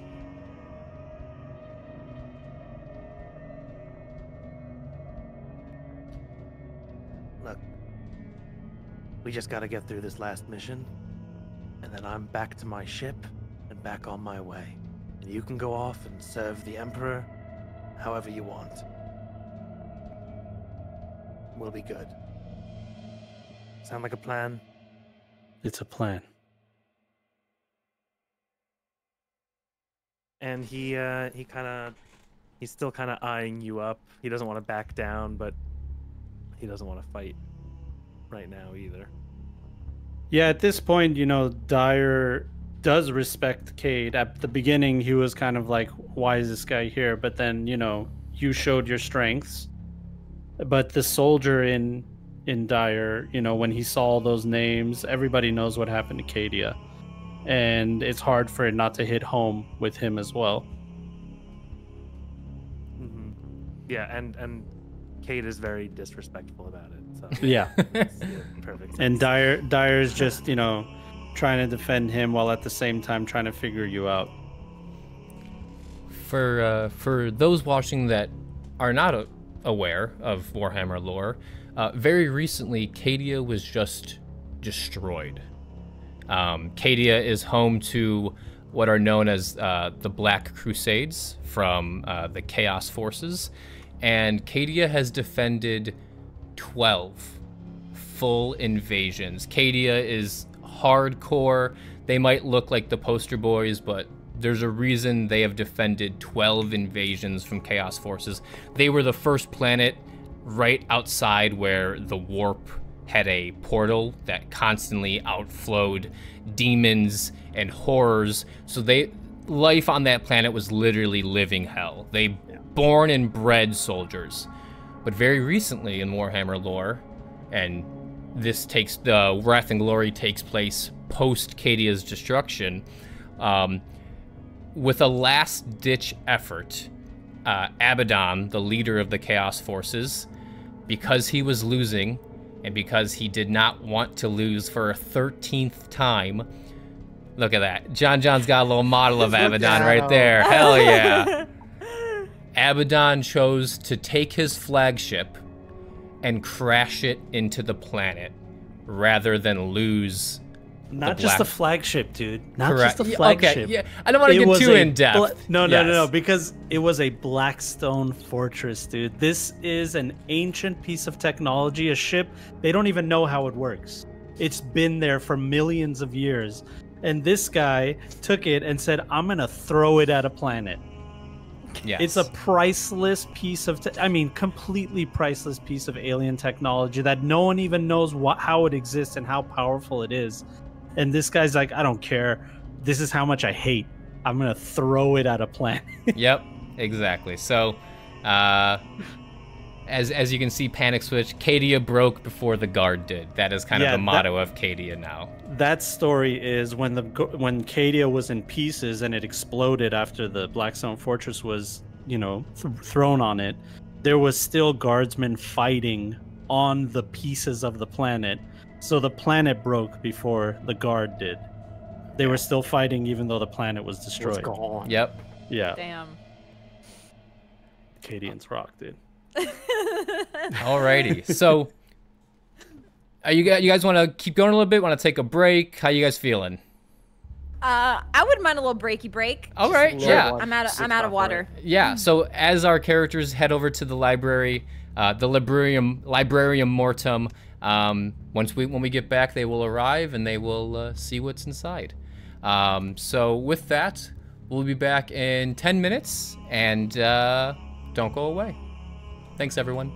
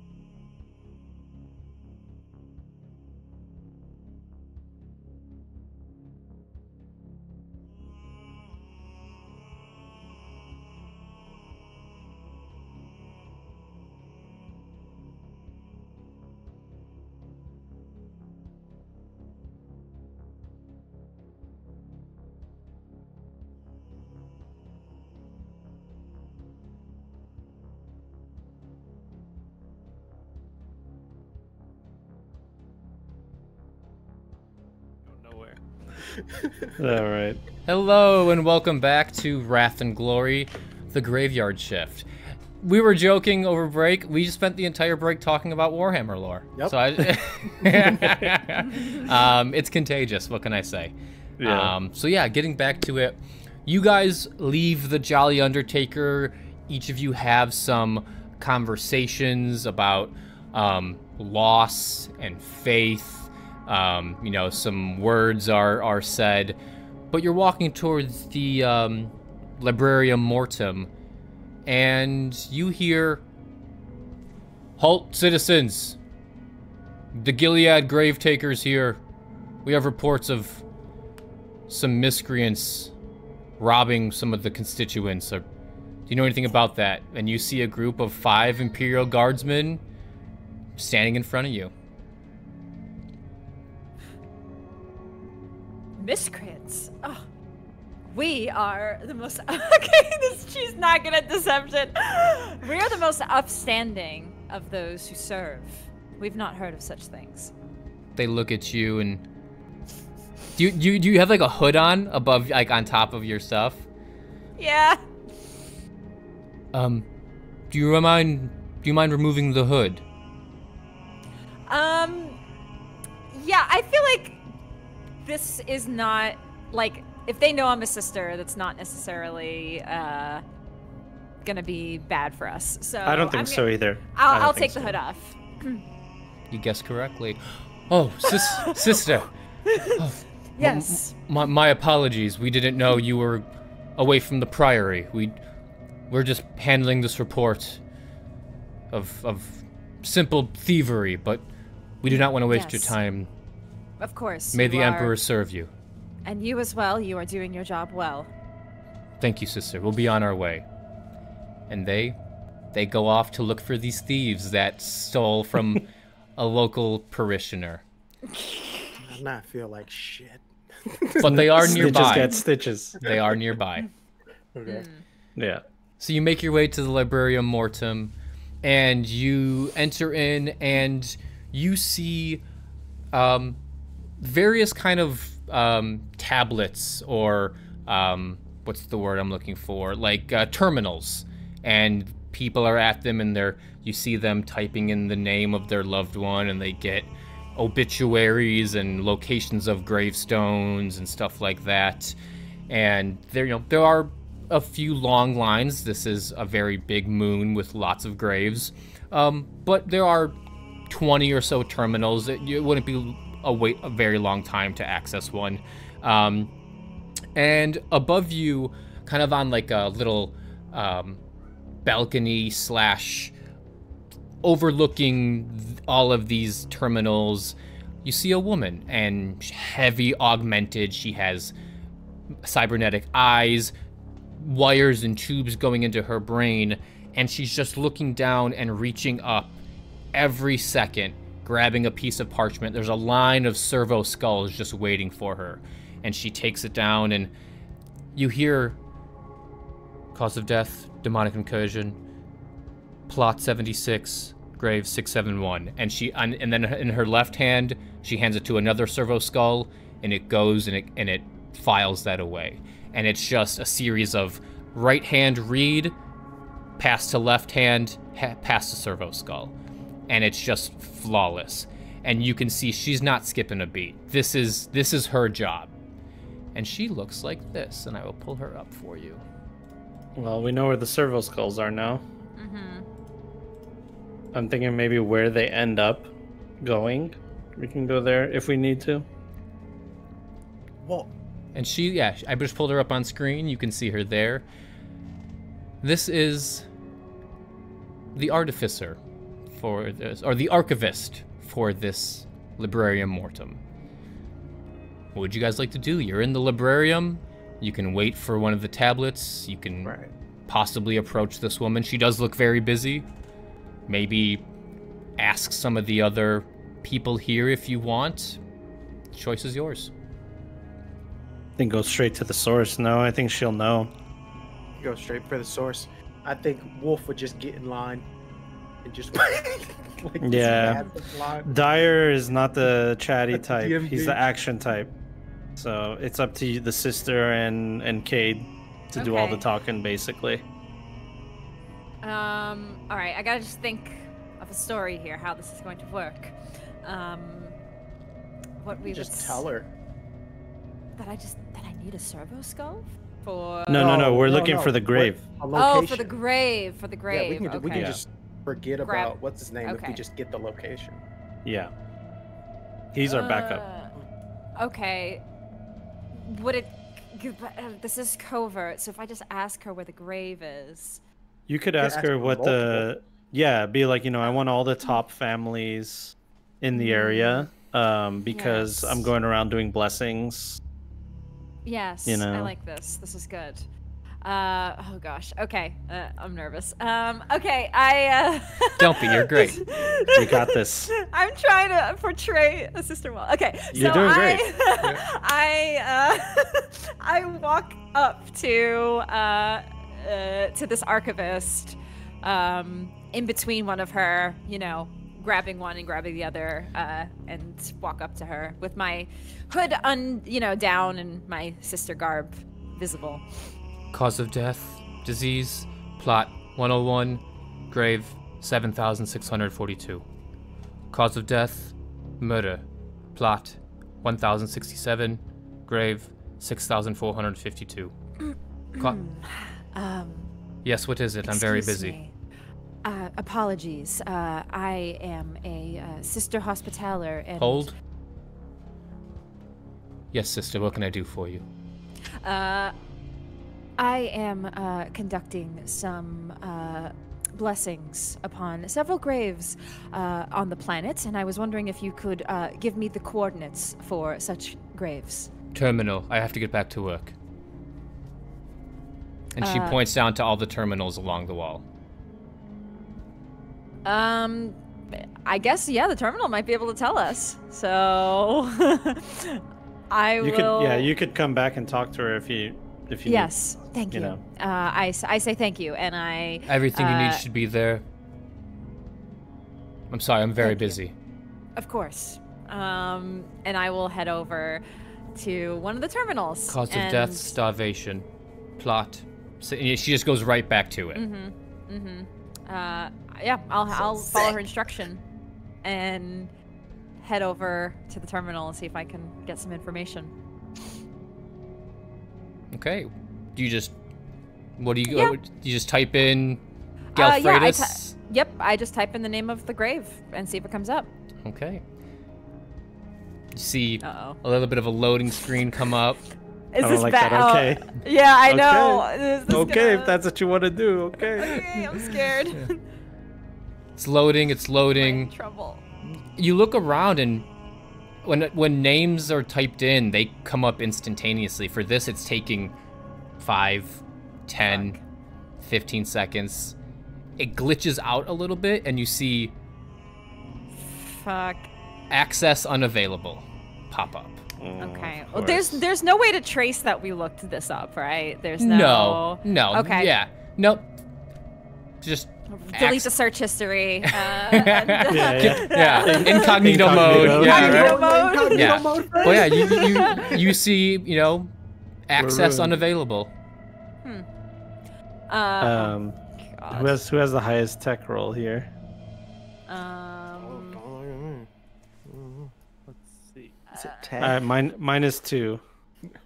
Minus 1. I've got 1. I've got 1 total, I guess. Yeah. Yeah. What about you? I got nothing. I got a 3. You're the highest. Yeah, but you're the hihighest. You got a 3 tech. I don't have any minuses or low stats. I don't know. Because you are a trained soldier. You are a little. You're just a tiny bit superhuman. You have a couple of augments, but you're mostly still human. You're not a space marine. You're not like a mechanicus person.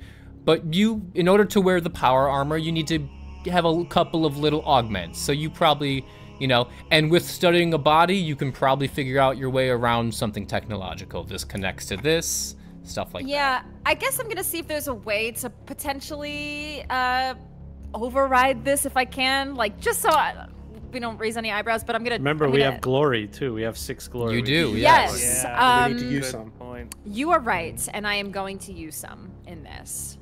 I agree. So, I guess yeah, I will. You could add 2 to add 2 dice. Yeah, Is that how it absolutely, Yes. absolutely. Yeah. So Yeah, this there you go. 5 dice. this is a DN5 test to try to Add 3. access. Oh yeah, you 3. Add Yeah, 3, we're at dude. our max. All right, Yeah. I'm gonna do 3 to the dice pool. I think. Hon- right, that should Honestly, if roll you want to go 6. even further, okay. Oh wow, those rolls. What? Uh, Hey, can I use something to re-roll? You Like, could use some- you could use one of your wrath points to re-roll that, but you wouldn't get. You would lose the used glory. That's true. you do it again. The other 3 glory, dude. Yeah, If we I'm find with that, it, I'm with We it. need this spot. We need this we location. this is it. This is it. All right. DV5.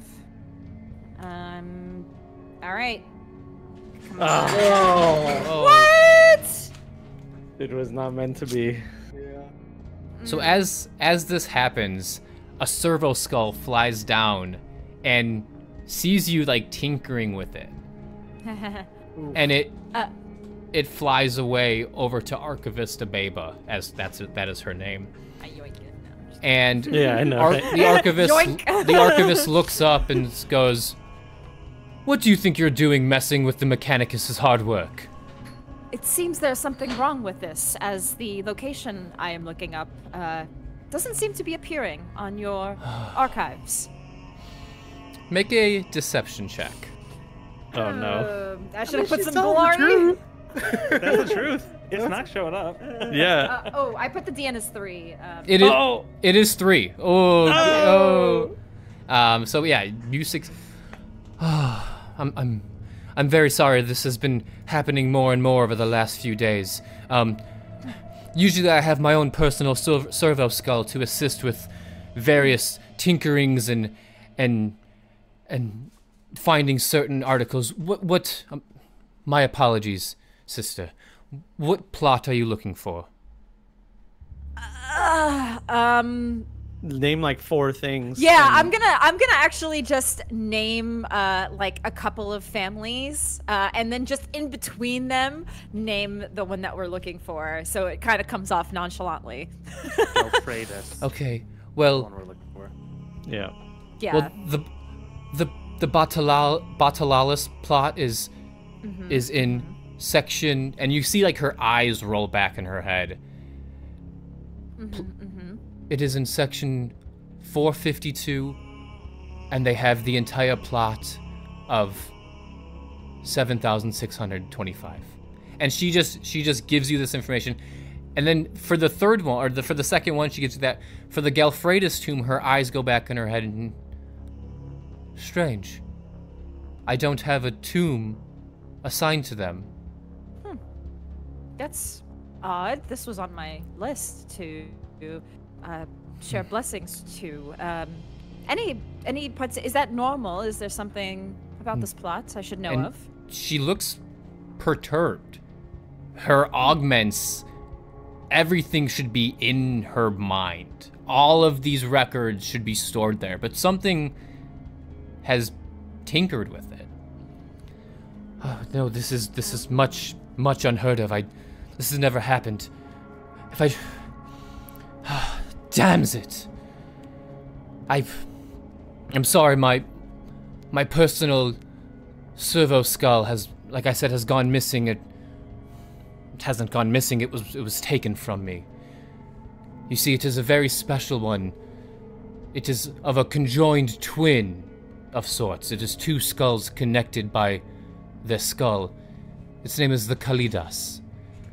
But it was robbed from me from that disgusting miscreant Diomedes down in the boneyards. He approached me in an alley asking for a blessing, and as I took out my prayer book, he attacked me, and the local PDF won't do anything about it. I suspect they're paid off by him. But I also suspect that he has it in his house, if you can even call it a house. It is more of a shanty. If you could get me the Kalidas, I promise you that if anything knows the location of the Gelfredus mausoleum, it is my servo skull. But please, I have to get back to work. There are many dead with the war, and as you all know, his house? It does Where's not. his house? That's what we want to know. Yes. Do you happen to know you said that it was taken to his quarters. Do you know where they are located? Of course, everyone knows, and Barrister knows where Diomedes' shanty is. It's right next to the Jolly Undertaker. Oh. He practically owns the bar himself. Of course. Well, we will do what we can. I am sorry this has happened. You do great work. I will see if I can find some time to look into this. I appreciate it. No, I'm sorry. I have to go. Of course. Resume, and Servo Skulls just come flying back, and she's right back into the zone. I head back to the rest of the crew, who are probably like pretending to look around. I'm still in line. Well, we have a bit of a problem. Somebody tinkered with this archive, and we cannot locate the grave. However, apparently the person, or maybe the people involved, is our very own Diomedes, who stole a servo skull from this archivist and is keeping it in his quarters.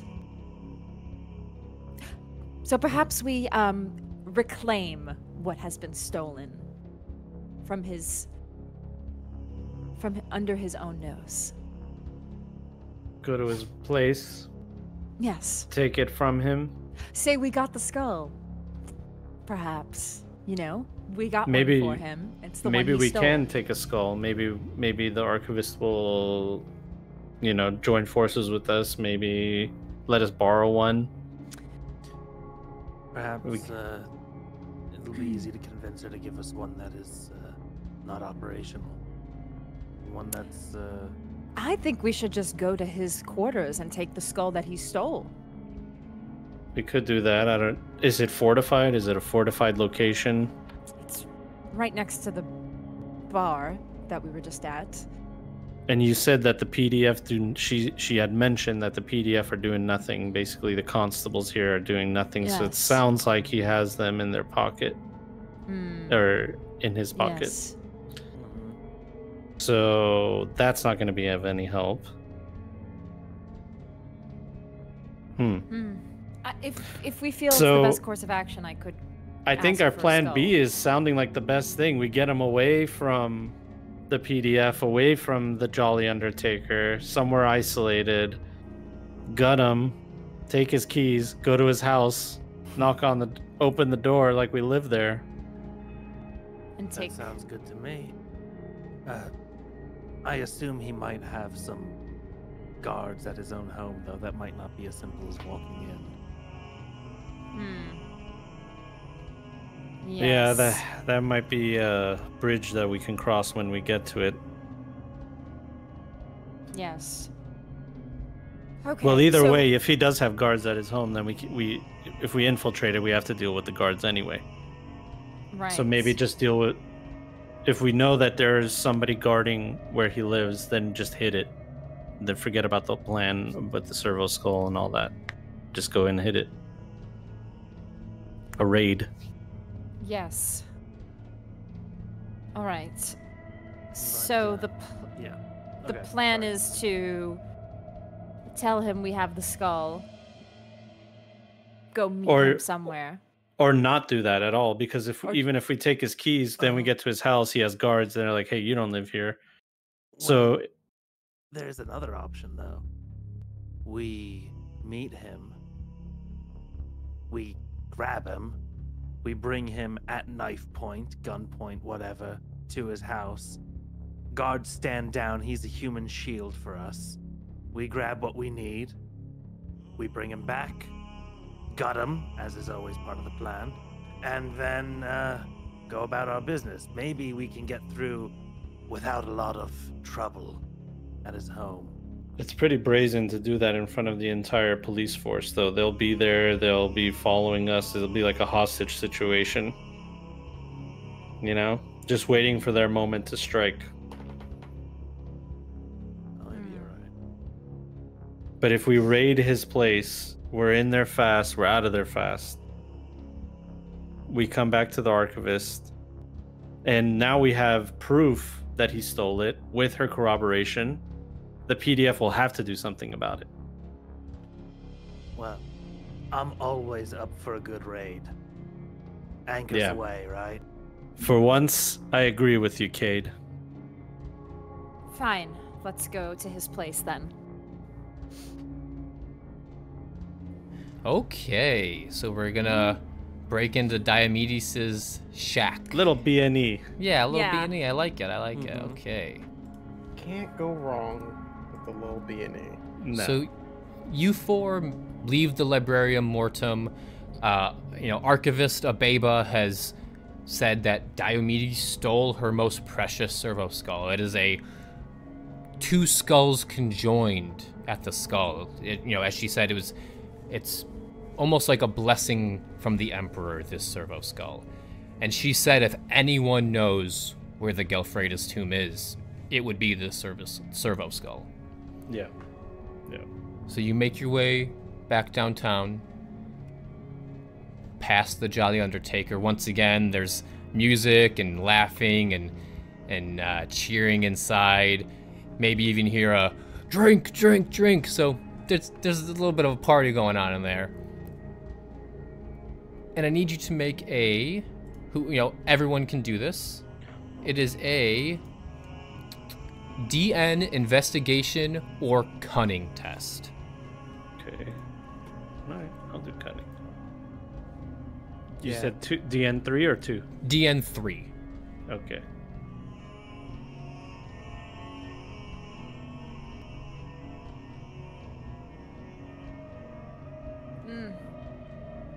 Nice. Heresy. But Approved. Okay, and Cadian boy got a point of glory too. yes, he did. All right, so 4. So we got Kregums, Dyer failed, Sarissa failed, and Bijan, did you roll?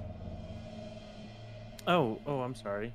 Investigation or cunning, DN3. Yeah, if I ever play this again, I gotta do it through Foundry. Yeah. Yeah. All right, so Pretty clutch. Very nice. we have a success from Cade with a shift. So you can either shift that into a point of glory, or you can ask for more information. What would you like to do? Preference from the team? I think information is More info? king. More Yeah. info Let's get the sounds the info. best. Okay, so yeah, you've both with Wolf's kind of military insight and Cade with your kind of ganger nature, you spot this shanty held up with wood and bones and rope and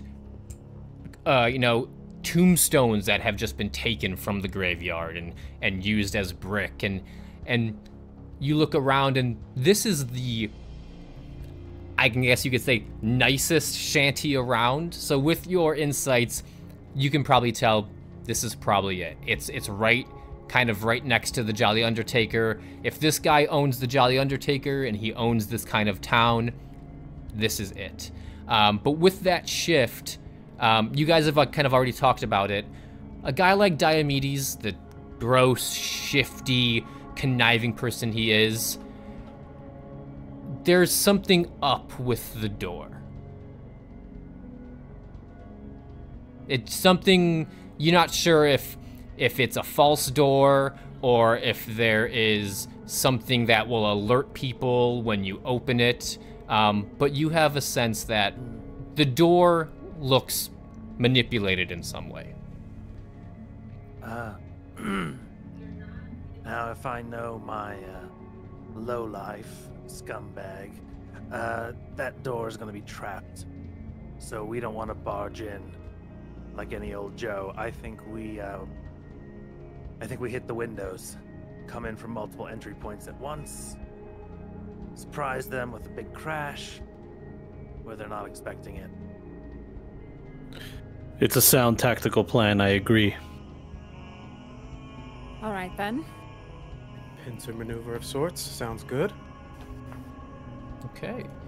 So you Kate guys... and I will run around back, if you guys want to split. Yes. That sounds good. Okay. So Cade and Dyer, you guys go around back. You do find what looks like a window, what would be built in this kind of wooden bone gravestone of a shanty. And yeah, do you want to peek inside? You just want to open it and go in? Is it how high up is the window? It's like chest height, so you could like climb in relatively easy. Okay, yeah, I would definitely maybe both of us peek on each side of the window. Okay, go ahead and make awareness tests. All right, DN. 3. 3 is kind of like the Gotcha. the standard, yeah. Heresy. This Prometheum's got me dizzy. Ugh. Alrighty, so yeah, you both look in. You don't see anyone. If there are people in here, they are hiding very well, or maybe they're in another room, or you know, maybe there's no one in here to begin with. And The coast looks clear, Cade. On the other side, what are Wolf and Sarisa doing? I guess the same. Like, I would take one window if you want to take the other one. Just looking out for any guards that he would have set up. So I will say there is only one window to this shanty. Mm-hmm. So there is the front door, and I then see. there's the window. I see. I think Wolf would try and get, as a distraction, try and get the attention of anybody watching this home.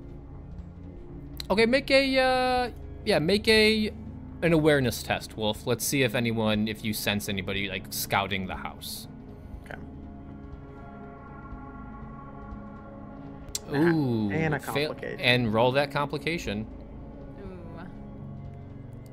Some technology in the scene malfunctions. This could be something you own, something you're interacting with, or something in the environment. A stray servo skull or a cherub could interrupt what you're doing.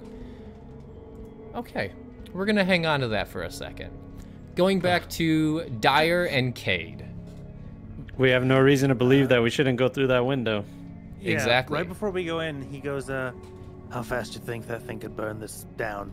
Nodding to your flamethrower. Oh, shit.